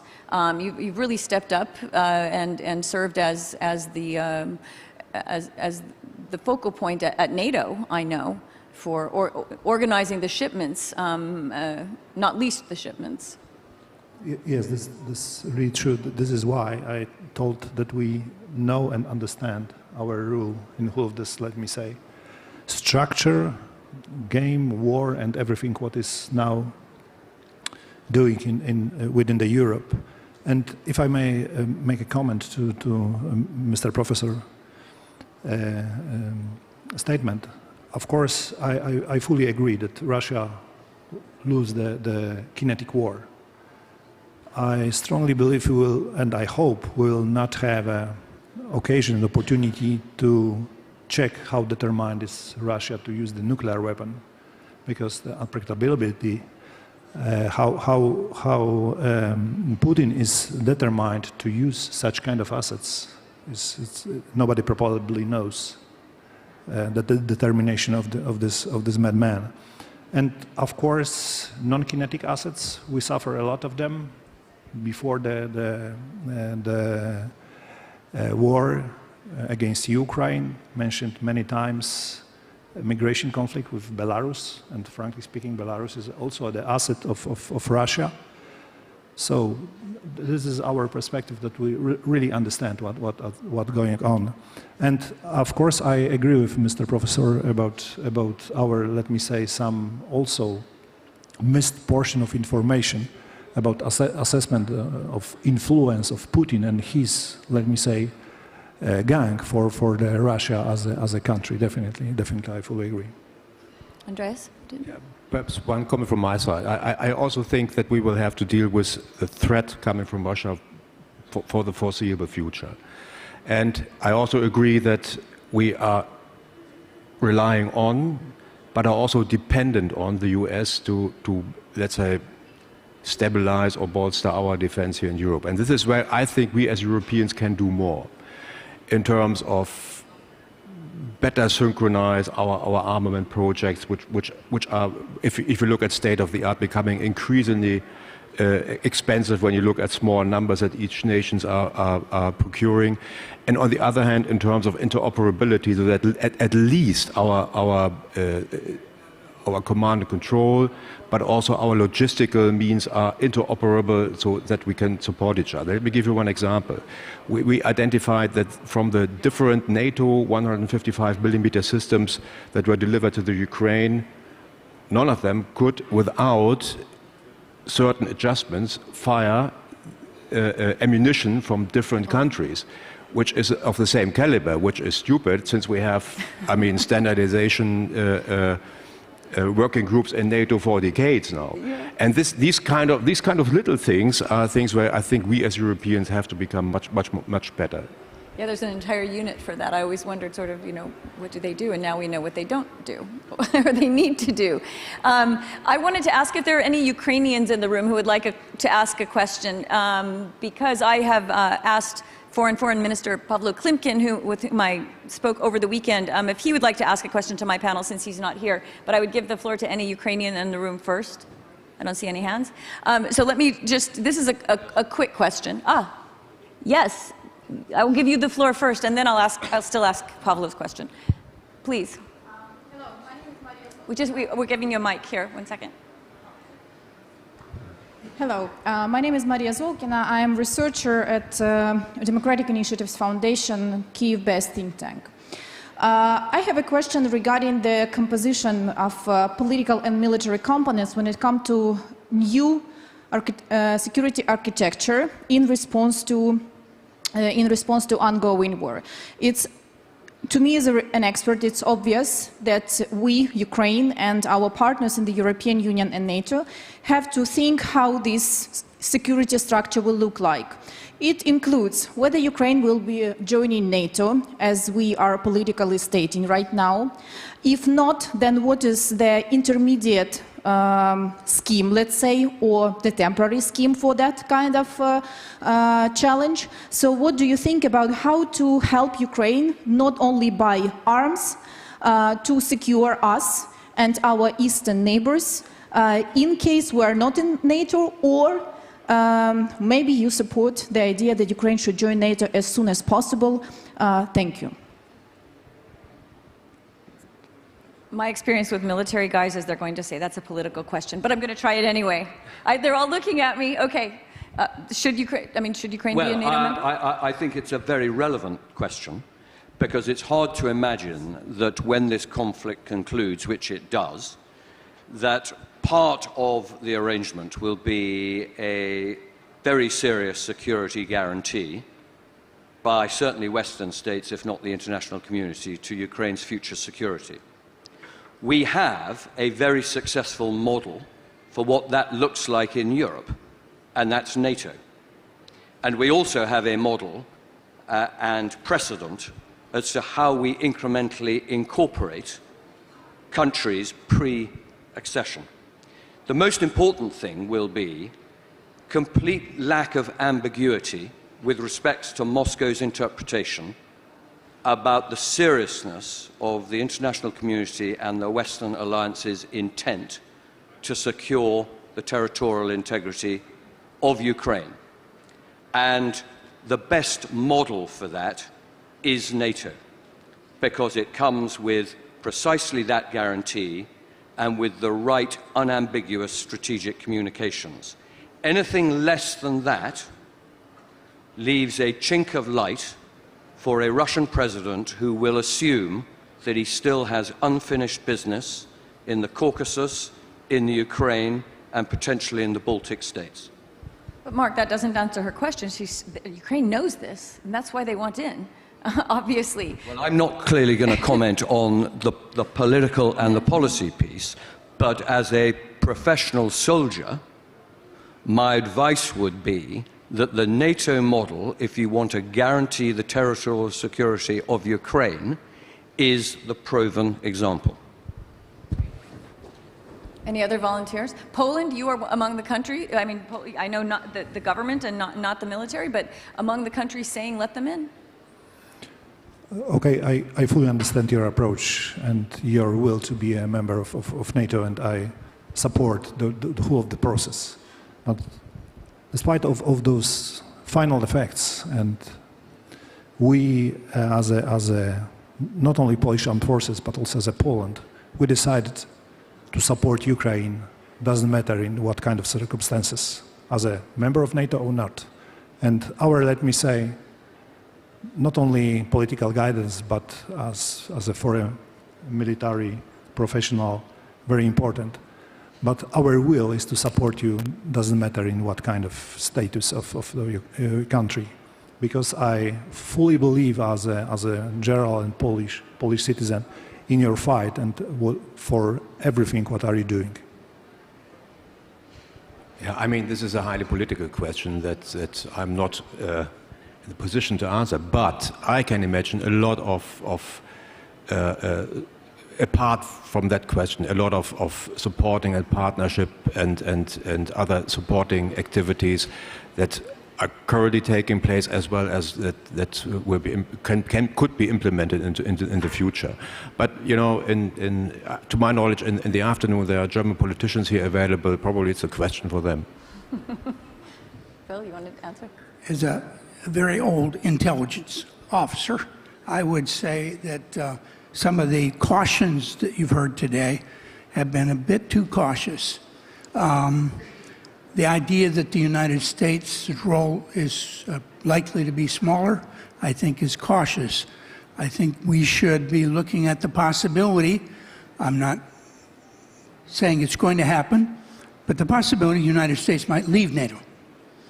And I think that when we look at the evolving geostrategic environment in Europe today, we see the next champion in Europe, and the champion is Poland.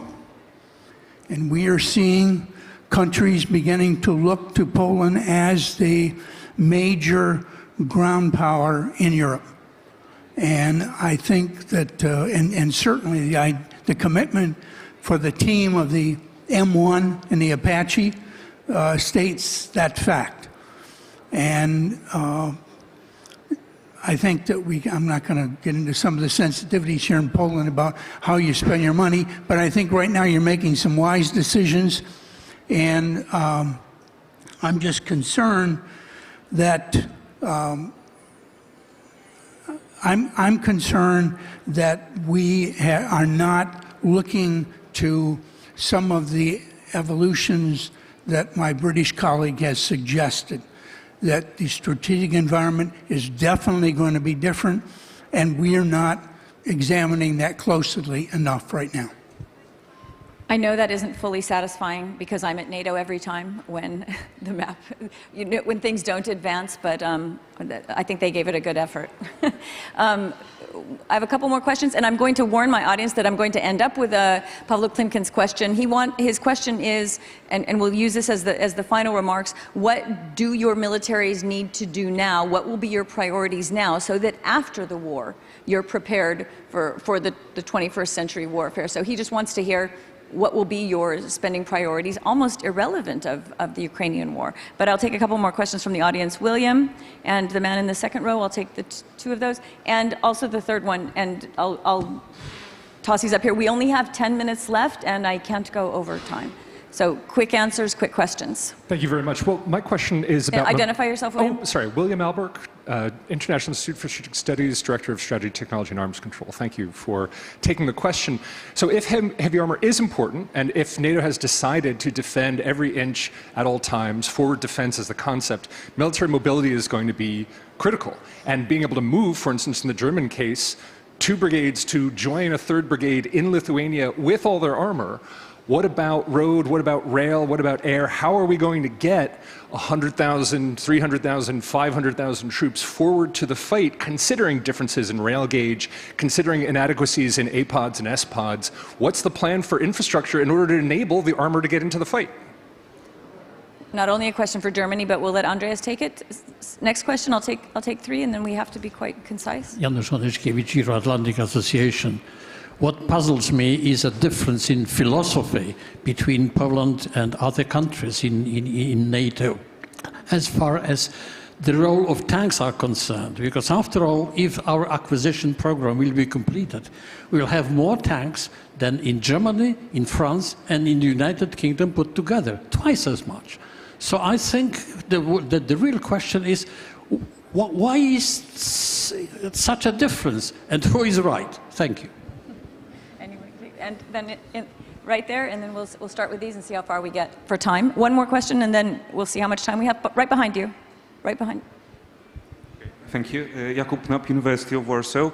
So I wanted to go back to the topic of heavy armor and posit an interesting historical parallel, that of between a battleship and cavalry. So I'm wondering, what is your opinion? Will tank become a battleship, which has been retired, although it's used on the battlefield, has been taken up by other other ships, or a cavalry, so that it will become redundant and simply retired as a form of yeah. Thank you. Okay, we'll start with Andreas. The question to you on military mobility from William. Oh, I guess it was to everybody, but yeah. How do you? I mean, this is a question we talk about a lot. That's a relevant question, and I think not all the questions are really solved in that framework. That is, and we have to re-establish some of the deployment means that we require. For instance, railway and all that in that context. But this is also why my chief of the army decided to build up at least 3 brigades only exclusively on wheeled mobility platforms in order to be independent from railway deployment and from ship deployment, so that we can project significant combat power into a region into the conflict region, and then gain time in order for the build-up of the heavy forces that has to follow via ship deployment or via rail deployment. And last point on this is, if you look at how Germany was prepared in the time before 1989 with the stocks that were built up in Germany with the transportation system, with alternate crossing sites on rivers, with pre-planned obstacles and so forth. This is something that I also would like to see on the Eastern Front, as General Piotrowski called it, in order to gain time whenever time is critical. But this is something that we heard at the Madrid summit is part of SACEUR's planning for the future, is part of NATO's planning to build up stocks along the Eastern Front, right? So we will be hearing news about this, hopefully, if I'm not wrong. Did you want to say something? Speaking about number of tanks as well as huge amount of tanks, as well as very well-known problem of military mobility in the region. Maybe our armored formation, I'm not only talking about tanks themselves, but our armored formation partially, it will be the answer for, in the NATO scale, just to deliver appropriate capabilities on the eastern flank of NATO, as well as something like semi-solution, temporary solution to improve our capability to deploy forces on the eastern part. For two reasons, for two sides, it will be a beneficial situation, like for sure having heavy formation on the eastern part of Vistula River, for sure will be a beneficial situation for the Poland itself, because Vistula River as a obstacle is a huge challenge. And for NATO perspective, mentioned deployment of force from the central as well as Western Europe, it will be also a beneficial perspective. And we should mention that the number of battle groups has been doubled just in the past few months, so that certainly automatically puts more resources along the Eastern Front than you would have had before. Yes, that's very true. Well, maybe I'll go to the question about the main battle tank, which, if I understood it correctly, suggested that it was an increasingly obsolete legacy capability. And I mean, I think the evidence in Ukraine today is, amongst other things that the Ukrainian armed forces would want to have more of, more rapidly, are main battle tanks. So it would suggest that those who today are fighting the Russians see great utility for the tank on the battlefield. But it's also true that they have destroyed an extraordinary number of Russian main battle tanks because they've not been employed in a suitably tactical manner as part of combined armed packages that matches tanks with armored infantry, armored engineers, ground-based air defense, electronic warfare, etc. Left in isolation, it's as vulnerable as any other part of the military inventory. When used in combination, it's still a battle winner. From an incredibly non-technical person, I found something so interesting about maintenance of the tanks was simply that the Russians had not rotated their tires.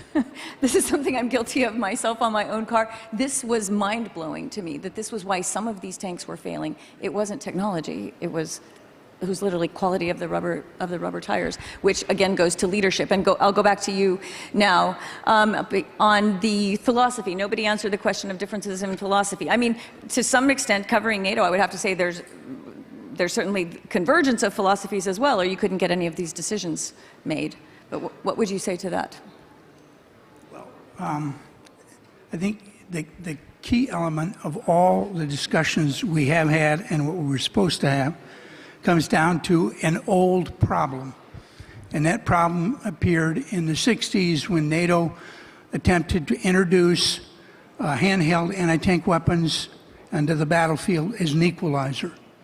And the Russian side said, we're struggling with a problem. How do you keep tanks make tanks less vulnerable, but address the problem of how do you keep infantry with the tanks? When the tanks have to go at the pace of the infantry, they slow down and they're more vulnerable for a longer period of time. So they introduced the BMP. And what we've gone through is a series of experiments. The most recent experiment is the Terminators, which the Russians have applied, at least Terminator 2 in the battle. And again, it comes back to, my only complaint of the Terminator 2 is that you have to you can't simply switch from anti-personnel rounds to anti-vehicle rounds. And other than that, it's a great vehicle. The problem is the Russians never developed an approach to using it effectively on the battlefield. So it always comes back to, it seems to me, the superiority of our training for our types of democratic societies. So I'm not sure we answered all of those questions well, but unfortunately we're running out of time, and I'm going to end with a question looking to the future. Instead of whether heavy armor is a relic of the past, what is the weaponry of the future? What is the priority that all of your militaries should invest in now so that you are ready beyond the Ukraine war? And I will start on that end with you, Phil. To me, it's this idea that we don't need tanks is complete nonsense, armchair experts. What we need is lots of tanks, lots of armored vehicles, lots of helicopters, lots of mechanized, no-towed artillery. Those are obvious lessons. And one obvious lesson is that a guy by Batinas did one time. He proved that every battle that has been fought since antiquity involved more rounds per kill. And what we are seeing here proves the point again. If I were going to be advising Europeans in their investment, I would say, don't make a helicopter in Italy that can't stay on the battlefield with existing Russian helicopters. You can buy an American helicopter for that.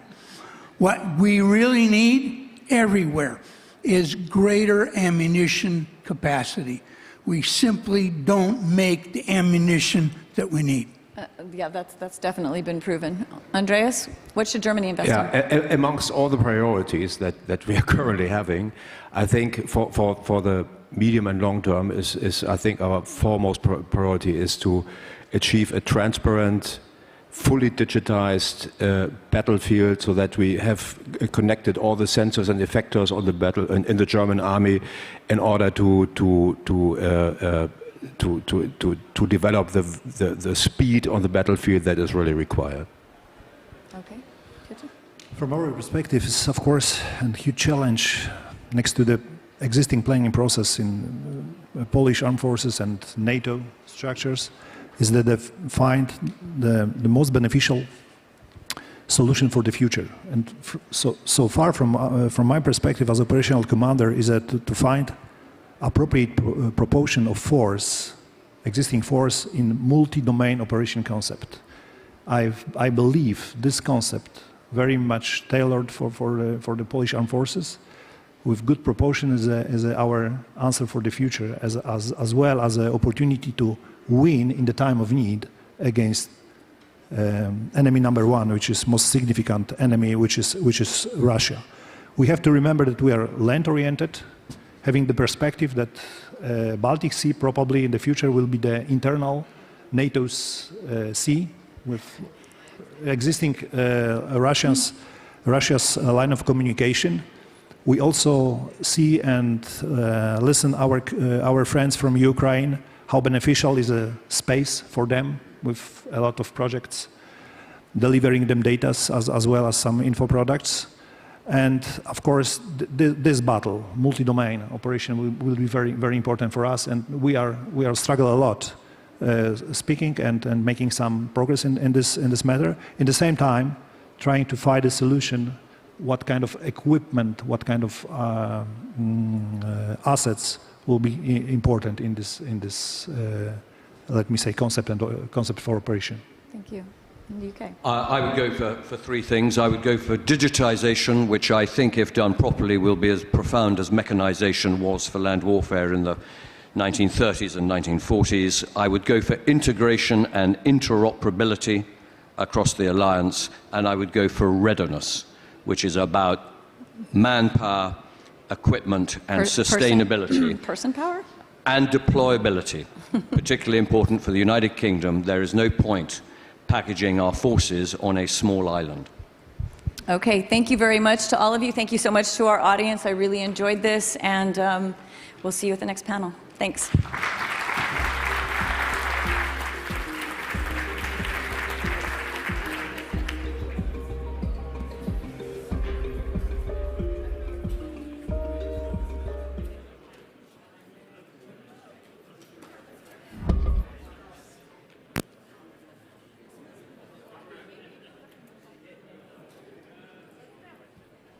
Gary, dear speakers, thanks again for such an insightful conversation.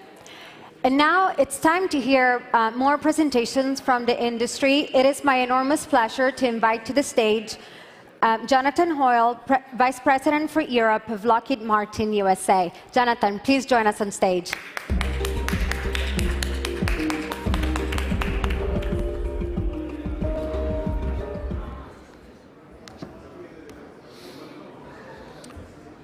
Thank you, ladies and gentlemen.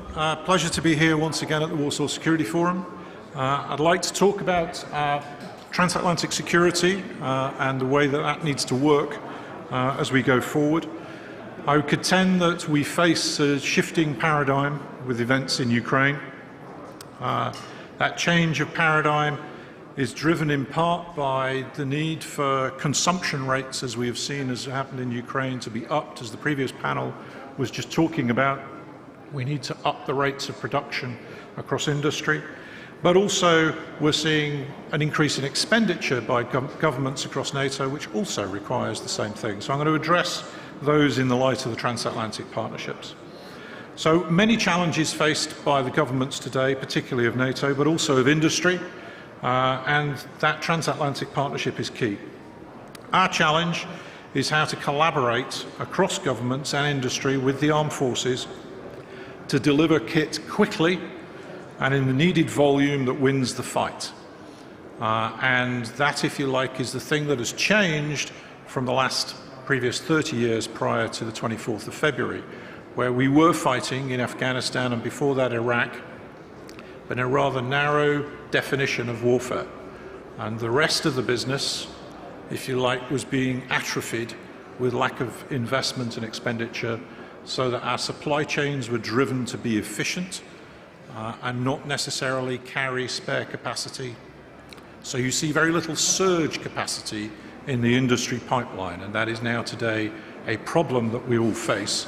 And going from a flat level production run for many years to something that does that is not straightforward. It requires manpower, requires investment in infrastructure, and more importantly requires the raw materials at the base of the supply chain to generate those capabilities.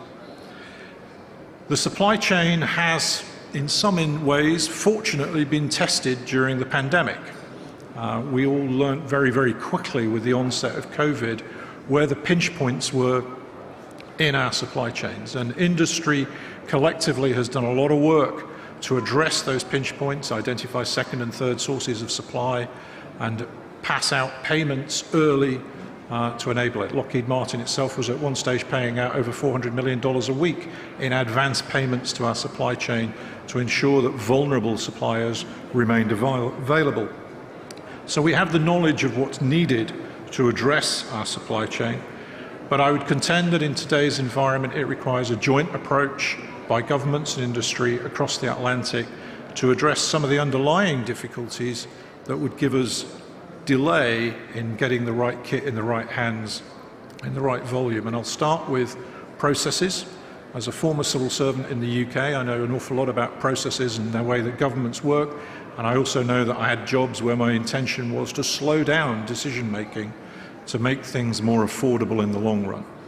Now we need to reverse that. The problem is the various national processes in place operate at the pace of decision-making that was required 10 years ago, 20 years ago. We addressed Afghanistan and Iraq through urgent operational requirement procedures, which were distinct from our routine decision-making process and never really bled across and speeded up the new processes. Those processes need improving, need speeding up. They need to be addressed on a cross-nation basis, because inevitably when looking at multinational buys, we will move at the pace of the slowest country. And therefore there needs to be a dialogue within NATO, and I was fortunate to attend a CNAD meeting last week in Brussels where this very topic is being discussed by the NADs as to how to cut through the red tape and the processes and decision making to speed up things. I think in many ways the problem is quite deep and entrenched and needs some radical approach, but we did that with COVID. And I think the sooner we can apply some of those lessons for how decisions were taken in responding to COVID, we will better serve re-equipping our armed forces for the threat that they now face. We also need consistency of demand signals. Those demand signals for industry allow us to plan and invest for the future. In the past world, when I worked in the UK Ministry of Defence, we would chop and change our demand signals on a regular basis. We want 40 of this and we want it in 2 years' time, and then 3 months later we'd like 32 and we'd like them in 3 years' time. Those sorts of conversations prevent industry from working together and planning their supply chains and delivery in an efficient way. The problem exists on both sides of the Atlantic, and we've got to work together across that Atlantic partnership to make things better than they were in the future. Because as we've seen, provided we get enough Western kit in the right hands, in the right volume, at the right time, in the hands of defenders, they beat Russian kit every single time. That is what is happening in Ukraine. So provided we can ramp up, and I think the transatlantic challenge for all of us now in industry is how we maintain that flow of equipment, not only into Ukraine, but also to reinforce the stockpiles and war stocks of the NATO members so that we can deter future aggression in Europe. So as I said, it's a pleasure to be here again at the Warsaw Security Forum. Thank you for your time.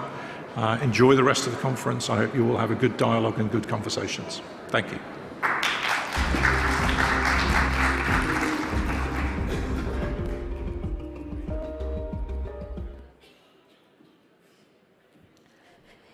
Thank you so much, Jonathan. And now it is time to watch a video presentation delivered on behalf of Leonardo by Colonel Salvatore Florio, Commander NATO's Task Force Air White Eagle, currently deployed to the 22 Tactical Air Base in Malmberg as part of an air policing mission protecting Polish skies from hostile incursions into its airspace.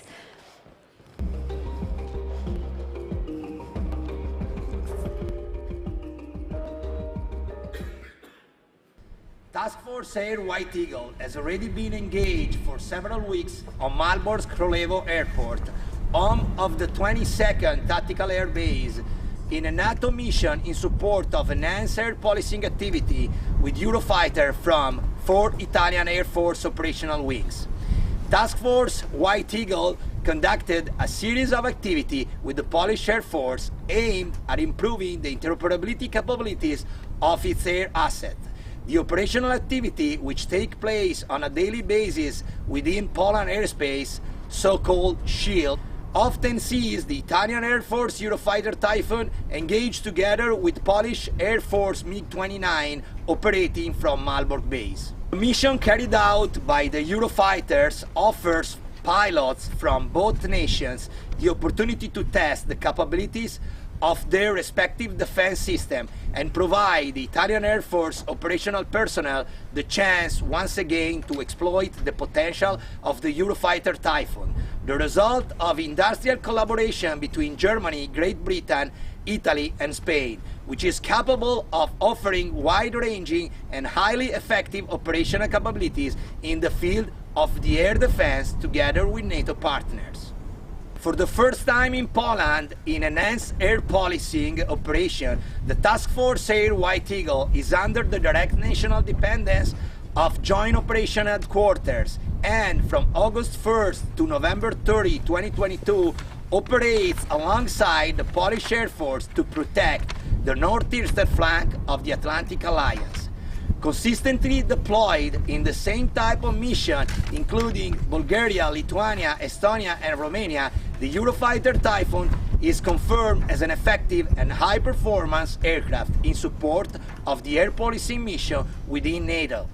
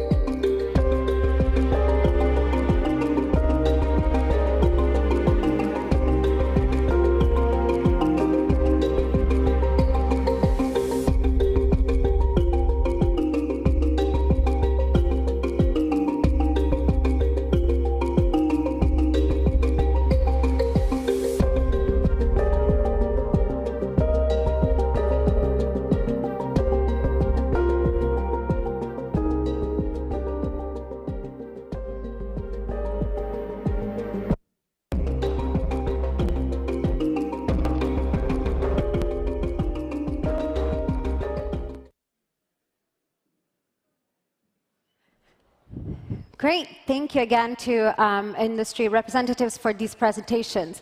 And now we are approaching the last panel discussion of today's defense track at the Warsaw Security Forum.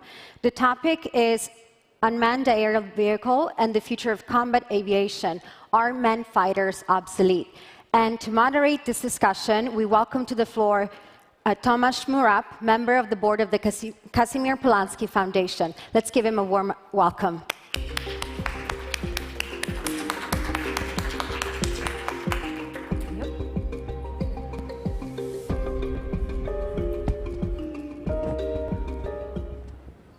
Hello, welcome everybody to the last panel of today's discussion within the framework of defense track of Warsaw Security Forum. Because we've got only, I see, 15 minutes of this panel, so I will skip the introductory remarks and the introduction of our distinguished panelists, and I will start directly from the questions. So my first question comes to General Philip Bridlow, who is, of course, former Supreme Allied Commander in Europe, and first of all, F-16 pilot. So, General, in the war following the Russian invasion of Ukraine, Russian Air Force has been not able to win and maintain air domination over the Ukraine, also thanks to capable Ukrainian air-to-ground air defense capabilities. But on the other hand, we see how effective can be armed UAVs against hostile logistic deeply behind enemy lines. So does it all mean that the era of the manned jets at end and the future belongs to UAVs, or it's too far to say that? General.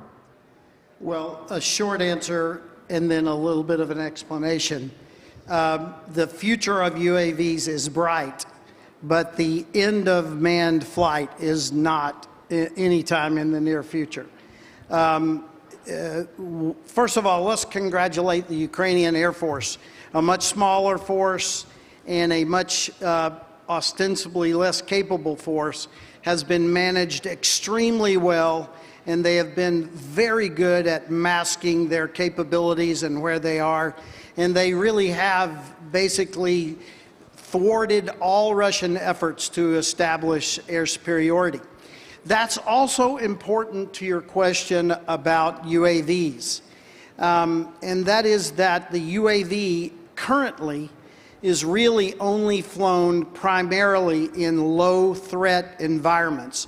Yes, nations are developing UAVs that are beginning to have stealth capabilities and working in high-threat environments, but the big employment of UAVs in Nagorno-Karabakh, in Ukraine and other places have largely been in low-defended areas, and that has allowed them. In the future, UAVs will have to become much more capable at penetrating a high-threat environment to really be relevant on the battlefield. Okay, thank you, General. My second question comes to our Ukrainian guest who just came from Ukraine with the first-hand experience from the front. So, observing situation on the ground, how do you assess the effectiveness of UAVs, but also other kinds of Western origin weapon, and what kind of capabilities the Ukrainian armed forces lacks in terms of UAVs and other defense equipment, and how, as a transatlantic community, we can help you to win this war? Thank you. First of all, it's my pleasure to be here. And I was listening carefully to the defense track today. And it will be my pleasure, and I think that's a very obvious invitation every time you hear from Mr. Zelensky, our president, to come to Ukraine and to understand what does it mean to see by your own eyes, not from the books, what does it mean, the conventional war.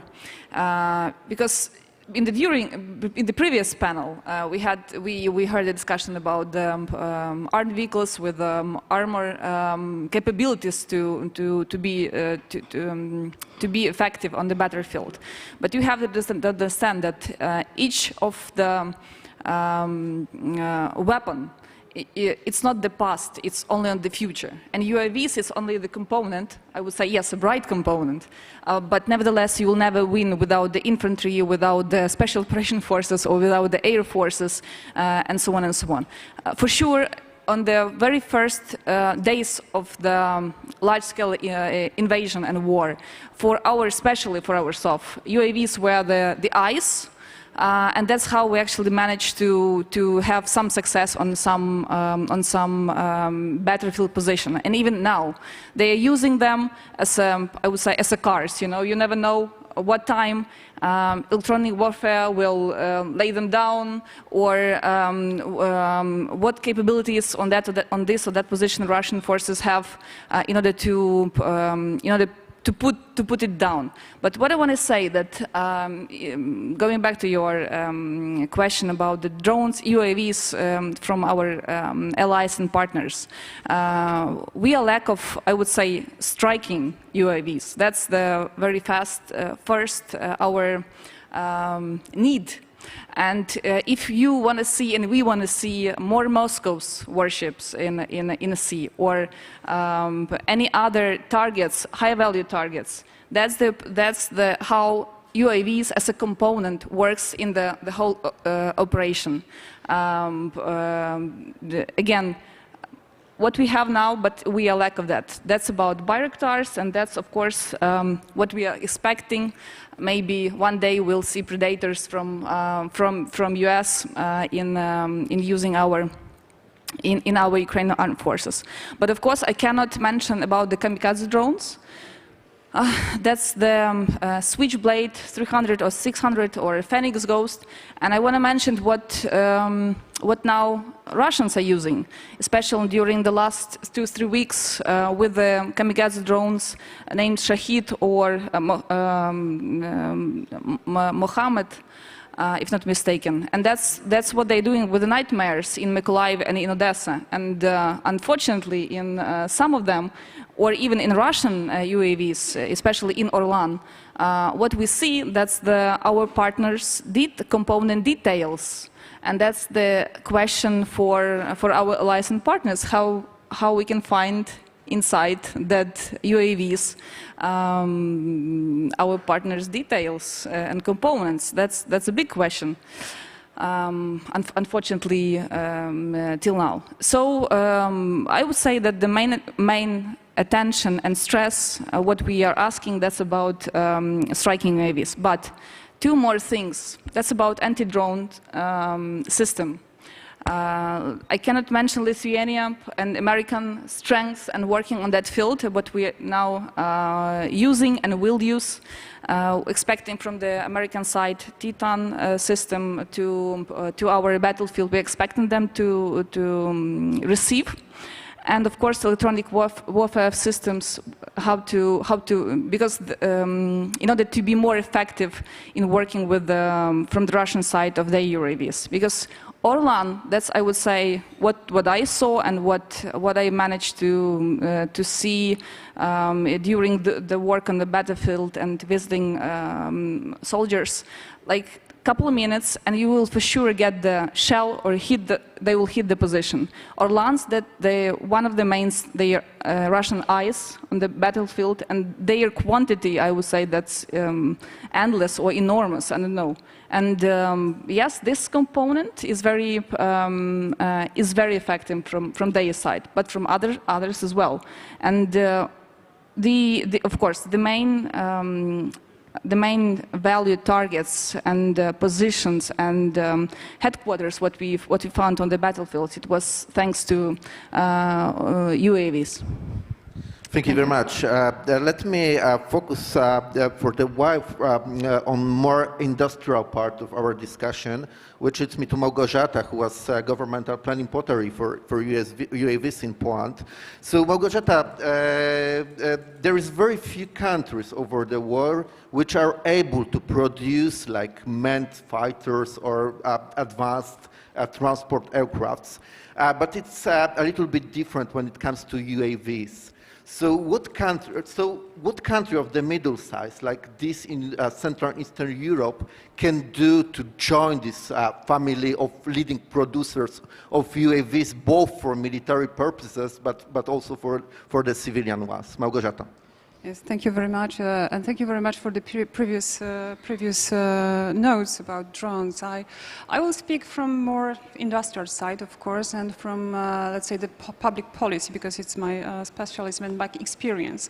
I would like to bring you to the future, and we can imagine that in 10 years we'll see army of drones, and also in the on the civil side we'll see a new dimension of economy built on drones. Unmanned traffic is developing very fast. So we should look from the.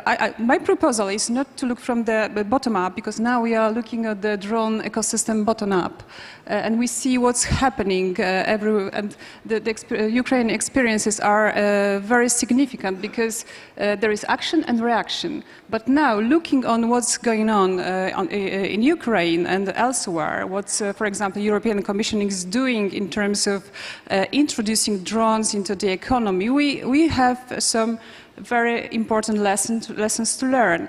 And I think that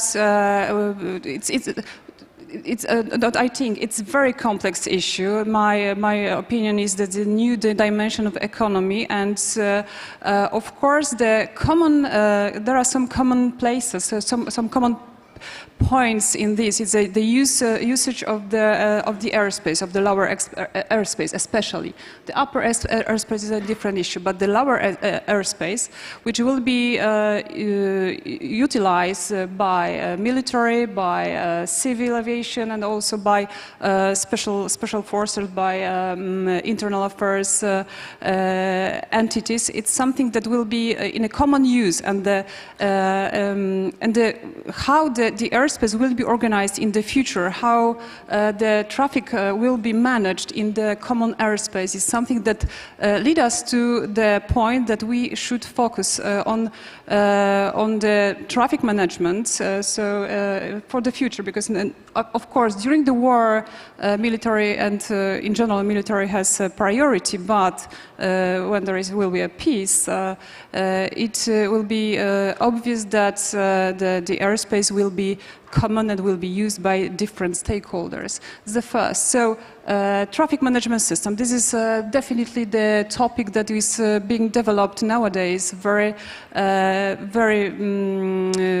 fast. And for example, in Poland we have some good experiences in unmanned traffic management system, and Poland is the first country probably in the world that introduced unmanned traffic certified traffic management system for drones in 2020. And I think also that it's important to see the variety of drones that will be in usage in the future. It will be not, we look at drones as on gun, but it will be also, of course, the transport of people, transport of cargo transport, and surveillance, and many other issues. So we should divide drones on cargo and robots that will collect data, will process data. So we should keep in mind that the variety of platforms will appear in the future. And so the lesson learned from what's going on in Ukraine, I think it's very important to keep in mind that it's something that is very fast developing, and I think it's the last call probably for the government to look on the drone ecosystem from the top, and to design the roadmap for development of all unmanned traffic, unmanned ecosystem in the future. So for the future, for establishing the capacities in Poland and elsewhere, it's important to have a roadmap for development, and also to establish a flagship projects. So to establish a flagship projects programs between companies, between probably states, and the last probably but not least, what is important? This is a very new dimension, and we need capacity for testing and for certification. So what I would recommend to organize the future drone ecosystem correctly is to think about these capabilities, this capacity. So testing and certification. We need new standards, we need the roadmap, and we need the place and standards for the future. Because drones are not only gun, but it's a dual-use technology. So this issue should be discussed and concerned. So, just a simple question. So, as a point, we are ready for the future. We are ready to introduce these UAVs, or it's a long way, to go ahead. From the infrastructure perspective, I think we are very close. We are ready. We are flying, at least, for civil, especially in civil. But yes, I think we are well prepared, but we can be withheld by so now thinking about the future and planning, strategic planning for the future in these capabilities is important. Let's come back to the military dimension of our discussion. General Wiśniewski, we discussed like 2 panels ago the point as a military, as a center of gravity when it comes to military powers in Central and Eastern Europe. It's the same about aviation. We've got quite a strong fleet of jets. We wanted to procure some more. So as a result of the Russian invasion of Ukraine, we decided to increase defense spending. Minister Błaszczak mentioned it this morning. But what is our general strategy when it comes to Air Force? So what are our plans of developments of Air Force in the near future, but in the longer perspective, like decades ahead? Thank you very much for having me here. Thank you, distinguished panelists. So first of all, the Polish Air Force, of course, has 2 different approaches. One leg is about the planned procurement, and we are doing this for years and for years to come. And the second is urgent procurement, which is connected with the war on our border. I have to start with the information that we need the resources actually to modernize our military, our Air Force. So the good news that Poland meets the NATO objectives, 42% of our GDP per military for years. This year is 2.5. The next year will be 3% of our GDP. It means that we have resources which can be allocated to modernize our Air Force. But speaking about the programs which are already in place, of course, the purchase of the F-35, the purchase of Patriot program. By the way, this time in one of the town in the northern part of Poland, the Patriot system make the final assemble and will be ready at the end of this year. So that's important information. But I mentioned about the Patriot system because the part of the air and missile defense, which the Polish Air Force is responsible for, and having the Patriot in Poland with IBCS system, and in the future F-35, makes our system, our command and control system, very effective. As you probably know, the IBCS introduction means that we can put our sensors to the system and feed with the information about the possible target. But at the same time, this system can accept the new effectors as well. And I hope that today, or maybe Deputy Prime Minister Błaszczak signed up the contract for a NAREW program, which bring more effectors to the system. And IBCS, there will be the fire control system, which can take information and spread out among our effectors. And I'm very happy about that the F-35 can be additional source of the information for the IBCS in the future.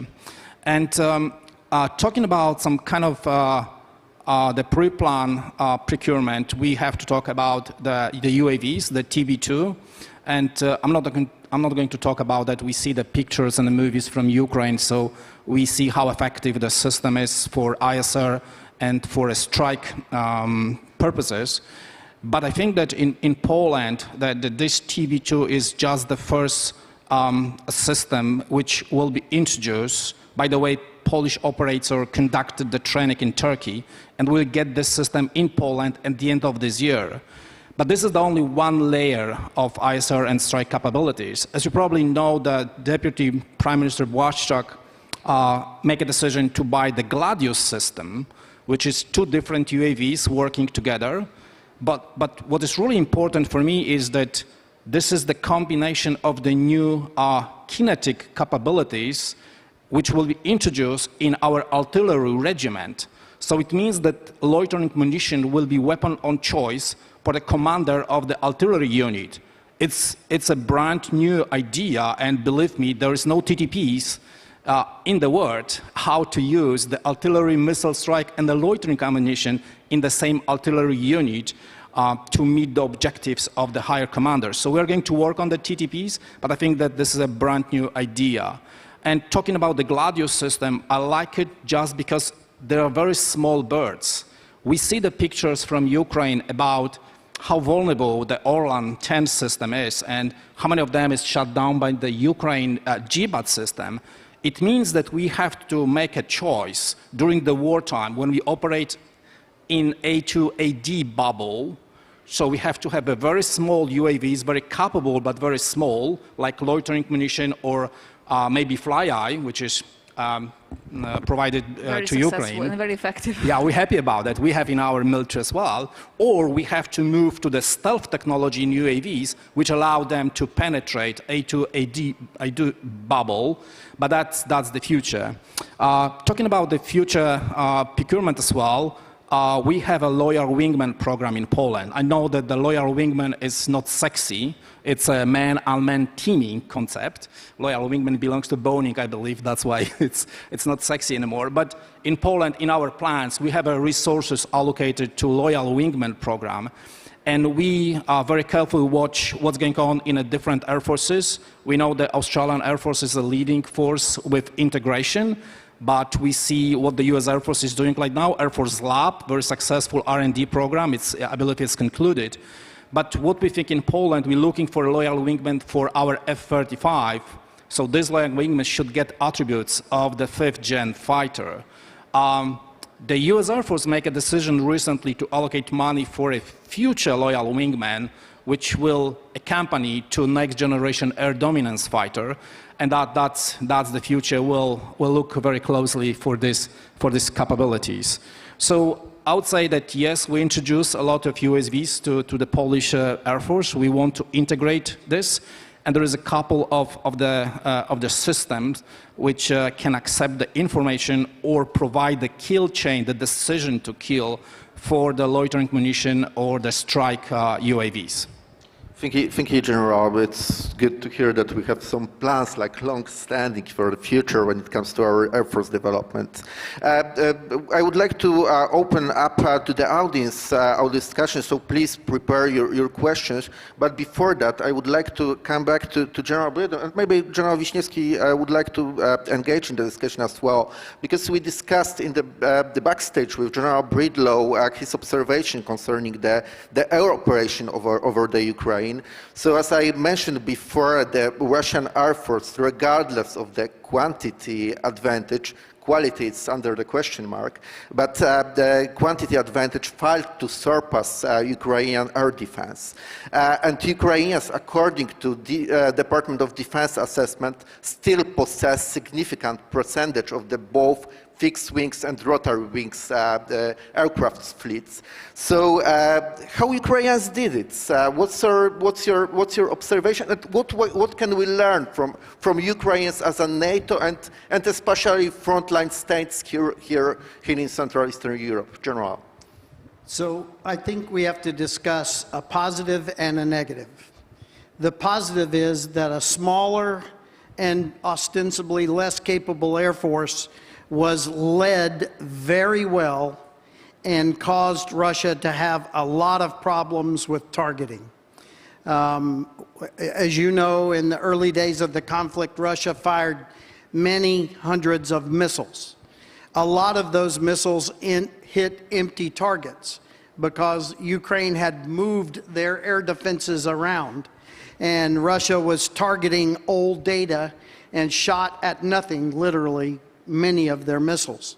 And so these decisions, enabled to a certain degree by Western intelligence that helped Ukraine out, these maneuvers that the Ukrainian Air Force did to confuse Russian targeting were very successful. And I would also say the Ukrainian Air Force, while much smaller in number of fixed-wing aircraft, was also well led in that they were using their aircraft against appropriate targets, and they were, as we call, husbanding and not wasting their aircraft in places where they knew they would not perform well. So I would just say the Air Force was well led and the Western nations helped them. But we must also have a negative, and that is that Russia demonstrated that it had lost skill sets that we thought it had. We use the term SEED, suppression of enemy air defenses. We assumed that Russia still had this skill to do that mission, and if they had, they have lost it because they have not demonstrated the ability to track, fix, target, and destroy Ukrainian surface-to-air missile sites. This is a skill set that Western Air Forces, especially the U.S. Air Force, practice every day, all day in certain wings with specialized kit that is designed for attacking surface-to-air missiles. Remember the rumors before Desert Storm 1, the Super MES, the Super Missile Engagement Zone over Baghdad. Everyone said that it would take months, if not over a year, to penetrate the Super MES. It took about 2.5 days, and the Super MES was down because we work at being able to do this. And so the positive, the Ukrainian Air Force was well led, and they did a magnificent job of posing problems for Russia. The negative, Russia was unable to affect SEED and therefore was not able to take advantage of the airspace over much of Ukraine. Thank you, General. So intelligence, surveillance, reconnaissance, training and practice, it's your lesson learned. What about General Wiśniewski? What's your observation from the Ukraine? First of all, I would like to congratulate the Ukraine Air Force for how they doing, and actually the succeed operation. And I think that one of the most important mission for the Air Force is to create effective air defense system, and Ukraine Air Force were very successful. But I would like to mention about a few words about the Russians' performance as well. So first of all, I'm surprised that they didn't implement their own doctrine to gain air superiority as a target, as objectives.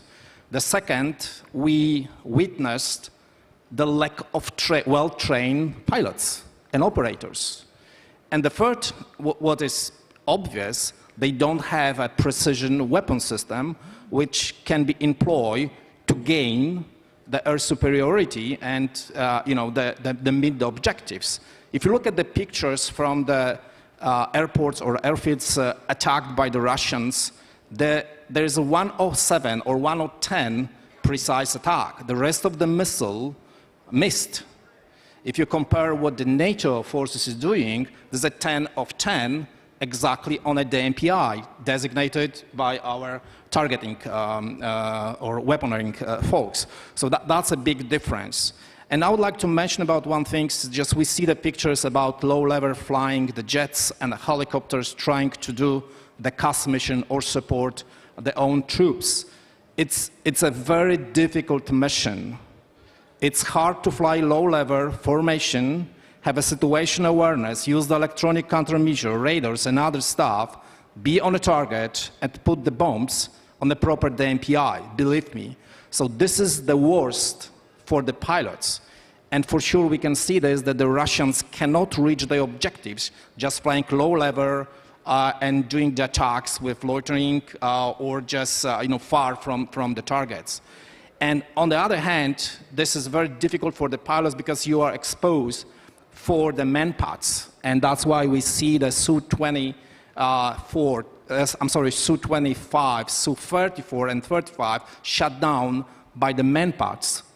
We are not trained to do this as a modern air forces. We would like to gain superiority, be high, see a lot, put the bombs on the proper target, talk with our JTAC, and be effective as a fighter pilots.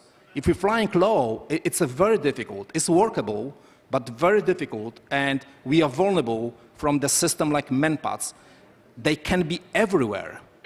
Every mountain, every valley, they will be a few of them just waiting for you to show off, and they can shoot against you. If you start defensive maneuver, you are losing the track to the target, and you cannot put the bombs on time.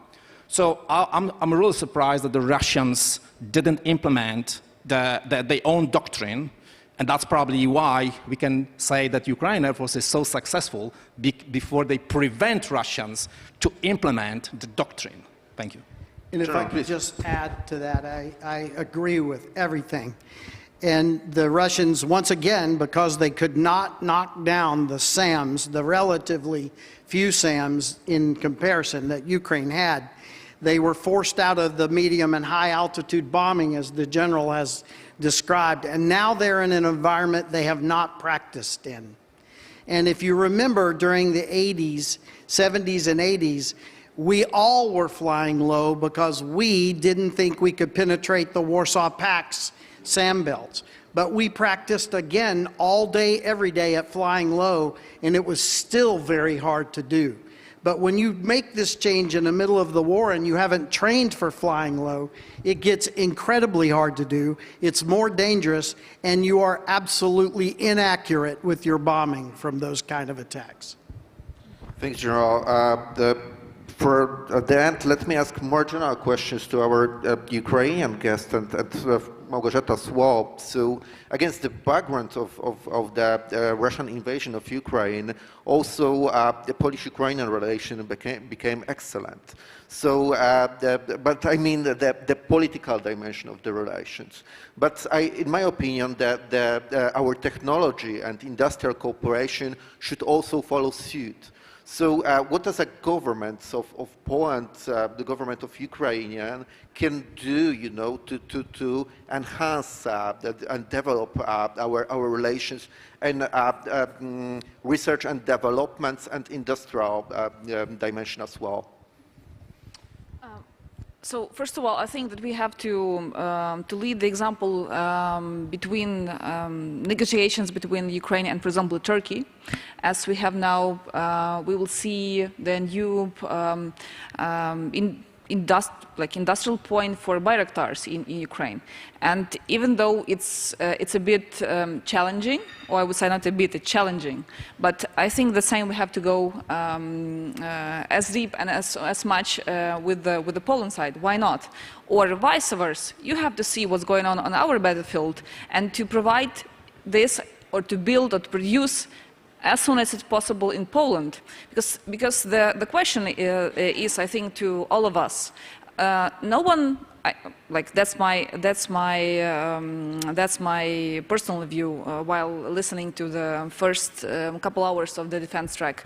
I think in Europe, everybody is relying on the Article number 5, and that's why treating Russia as the enemy, but still not believing that Russia can attack Baltic or Poland borders with Ukraine or whatever. And that's why, yes, the Eastern flank understands 100% what can be done by Russia here. But the rest of Europe is a bit, I would say, relaxed. And we have to, I think we have to be, you have to be prepared 100%. Not like 50-50, you know, maybe it's about only Ukraine, that's a gray zone, that's a battlefield, only 1,200 kilometers of the active front line, and so on and so on. No, the quantity of the even infantry, then armed vehicles, then drones, it will be less than Russia has now.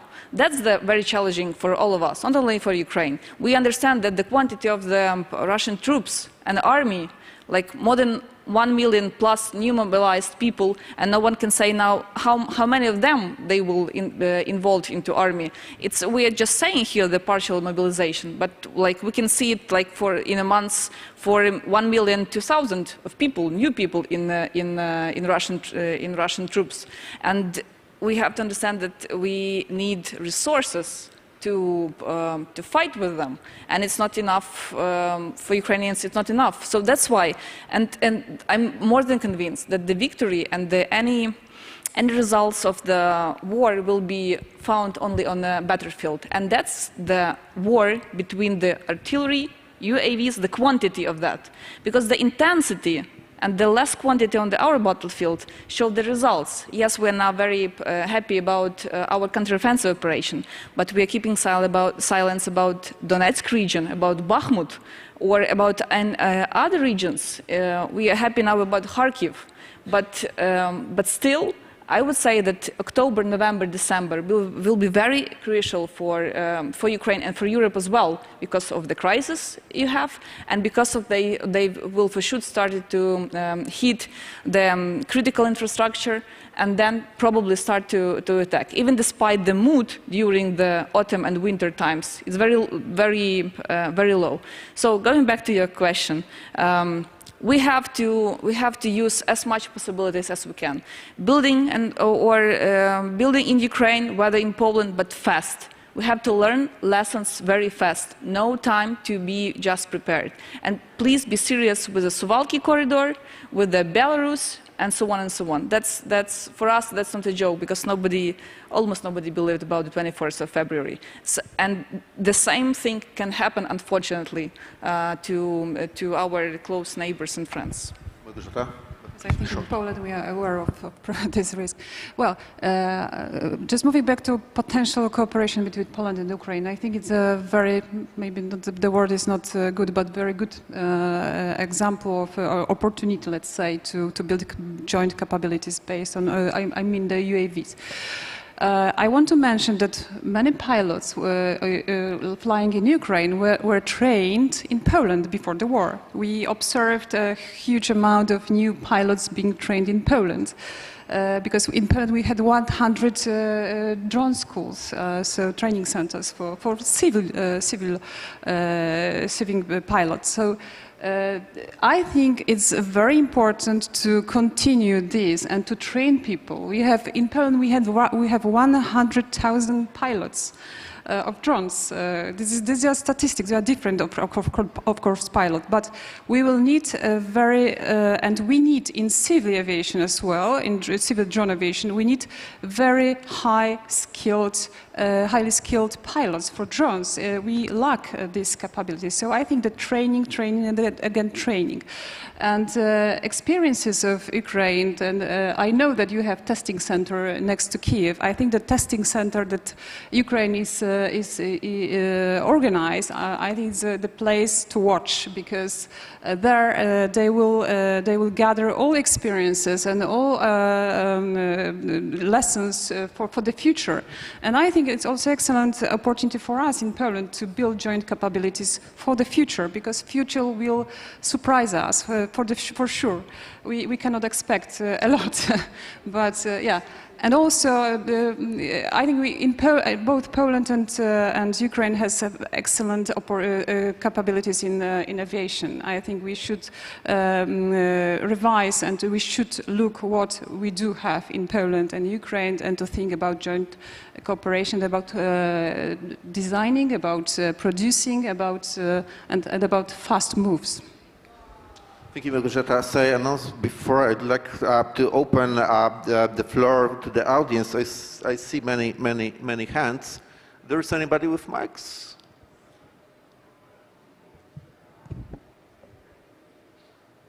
Gentleman in the first row. Wojciech Łuczak, I'm defense analyst from Warsaw, Poland. Let me be honest. We have listened to the let's say painting of the situation, the picture of the situation in the over the Ukraine during the war, and the deficiencies of Russian operations are quite absolutely obvious. And my first question is that this is the picture, but what are the behind of the Russians such an effective way of using the air forces? General, please answer this question. And another issue, I'm going to put under the consideration the issue of the attacking swarms of the intelligent UAVs. Are we prepared, or because in the conflict between Armenia and Azerbaijan, and we have the first attempts to use the swarms, 3, 5, but not 100 or 300, something like that. How do you think, would it be materialize such a very bad black picture of Ukraine right now? This is another question. Thank you very much. Maybe let's collect one more question. I saw, yeah, gentleman in the third row. And after that. Thank you. Jakub Knop from University of Warsaw. So in light of blunders of Russian Air Force in Ukraine, I wanted to ask, what does the future hold for the attack helicopters? And the second very quick question is, are you aware of what's going on with the Su-57, the 5th gen Russian fighter, and how could the Western sanctions impact the development of this platform? Thank you. And I saw the lady. Hello everyone, Yana Vanessian, European Academy of Diplomacy alumna from Armenia. My question will be continuation of the first question. During this discussion we were speaking about the good or positive things of UAVs, like fighting against aggression, but like more than 6 years Azerbaijan uses UAVs not only in Nagorno-Karabakh but also in Armenia, and I am an obvious witness of the using UAVs not only for the military purposes but also for non-distinctive and deliberate attacks on civilian objects.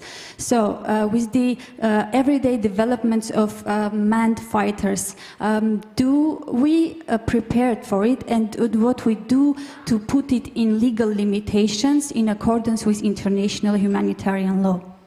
Thank you. Okay, thank you. We've got like a little bit more than 5 minutes, so please be short, but nevertheless, we've got a nice bunch of questions, so it's a difficult job, but you're great intellectuals. General Bidlow, maybe over to you.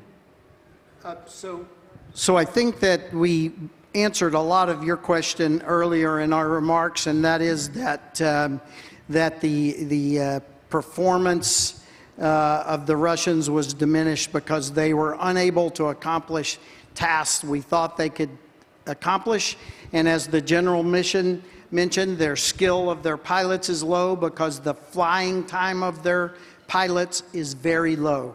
And so for all of those reasons, they were unable to accomplish tasks that Western air forces consider absolutely essential to fighting in the air. And while we congratulated the Ukrainian Air Force, and we should, there's also problems. If you remember when the entire, almost 40% of the Russian army was stuck in the mud and along these roads on the north side of Kyiv, if a Western Air Force had been able to attack that target, we would have eliminated 40% of the army that we're fighting now. And the complexion of this entire war would be different because none of those Russian forces would have made it out of there. Think of the highway of death out of Kuwait in the first war when you have unrestricted air power turned loose on a vulnerable land force. It would have changed the nature of the war. So while the Ukrainian Air Force did wonderfully, we still have a long way to go to help the Ukrainian Air Force train to be able to properly support the ground, which, although aviators don't like to say it, that's our real job. Establish air superiority, then support the ground forces, and that we have to work on. I would like to just make a short comment on fifth generation Russian capabilities. Do you know how long it takes to train, to be able to perform stealth capabilities? In our Air Force, we have a joke. How long does it take to train a pilot with 30 years experience in stealth capability?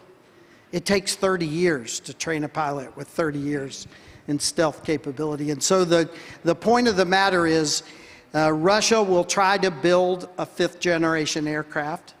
They have really no experience in high-end stealth. They have no capability of building their own chips now. This is the problem we're finding with lots of the technology they're bringing to this fight, is they don't have the chips to build capability. So we have to respect it. We have to think that in the future they will come to a capability, but I'm not terribly concerned right now about Russia building 5th or 6th generation capability. That's my personal opinion. So yeah, maybe yes for us. I just want to say about the limitation, about the last question, about the limitation for any UAVs. Because you're from Armenia, probably, and people who are here took any part in any kind of war.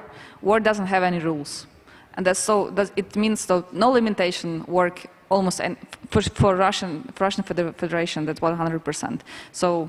We can talk this endless, but unfortunately it just doesn't work, even if you put this limitation 100%. And I think UN presence and UN existing, it shows it 100%. Małgorzata? Well, I just want to add, because it came to my mind. I think we should remember that drones are also it's systems. It's cybersecurity, which will be the key issue in the future. So something that we should keep in mind. And General, please conclude our discussion. Okay, let me answer the question. First of all, about the Russian Air Force performance, this is a classified response. I cannot talk about that. And there is unclassified. And you get probably the unclassified answer from the General Breedlove. When we talk, but I would like to tell a bit about the kill chain and about what the Air Force has to do to be successful. So we have to, we have to detect, fix, track, target, engage, and evaluate or assess. The Russian Air Force are not able to do all these steps, and that's the partial response. Attack helicopters, yes. Deputy Prime Minister Błaszczak sent LOR for 96 Apache helicopters. We're in a negotiation phase. They will be introduced sooner or later, depends on the lead time for a delivery, what the Boeing can do for us, but it's in place waiting for the answer. And yeah, that's pretty much what I had. Thank you. I see General Breedlove. I just want to jump on something that was just said that's really important. And this is what I do believe we need to focus on, because it is a unique strength of the West. And that is the kill chain and how many pieces it takes to make an effective kill chain. And part of the reason why I think the Ukrainian Air Force was really good in the beginning of the war is because we had some Western intelligence that was feeding them to help them know when to move their kit so that it wouldn't be targeted. And we were thwarting the Russian kill chain. And I think that the important changes in our air forces going into the next 3 generations, to include Ukrainian air forces, I hope, and certainly Polish air forces, is that we are getting ever better, every day better, at feeding all of the intelligence sensors of every kind from the battlefield into that kill chain to make it relevant and timely to be able to strike targets when they're there rather than after they move. And I believe that the Western Air Forces and the kit that we are employing is really going to enable us in an exponential way across the next 5 to 15 years in being able to stitch the kill chain that the General was talking about together and make our aircraft and our weapons ever more lethal because of the ability of those kill chains. Sorry. Thank you. I'm really sorry. We are out of time, and as you know, in the mind room, okay, let's 10 seconds. I cannot mention because about the air forces, because Ukrainians fall in love with air forces. The legend was created about the Ghost of Kyiv, and I recommend everyone to read about the legendary air pilots who defended Kyiv in the very first months. Thank you. Okay, thank you very much. General Breedlove, Solomia Bobrowska, Małgorzata Dorowska, General Wiśniewski, join me in the thanking of our panelists for this excellent discussion.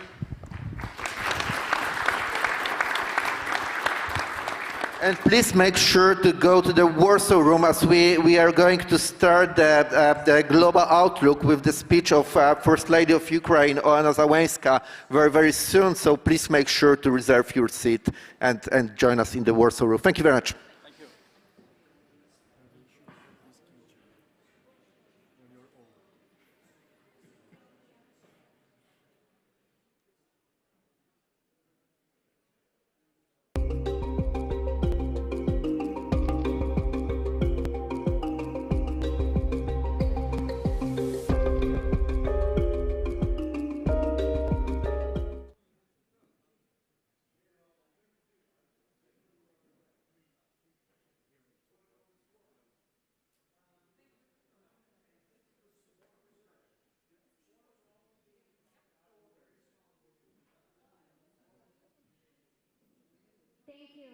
To the final set of speakers and to Tomasz for moderating this discussion. Ladies and gentlemen, this concludes the first day of the defense track at the Warsaw Security Forum 2022. It is neither the end of our defense theme panels or of the Warsaw Security Forum. We will be back tomorrow at 9 a.m. It promises to be another fantastic discussion, so please make sure to join us, and thanks again for being with us today.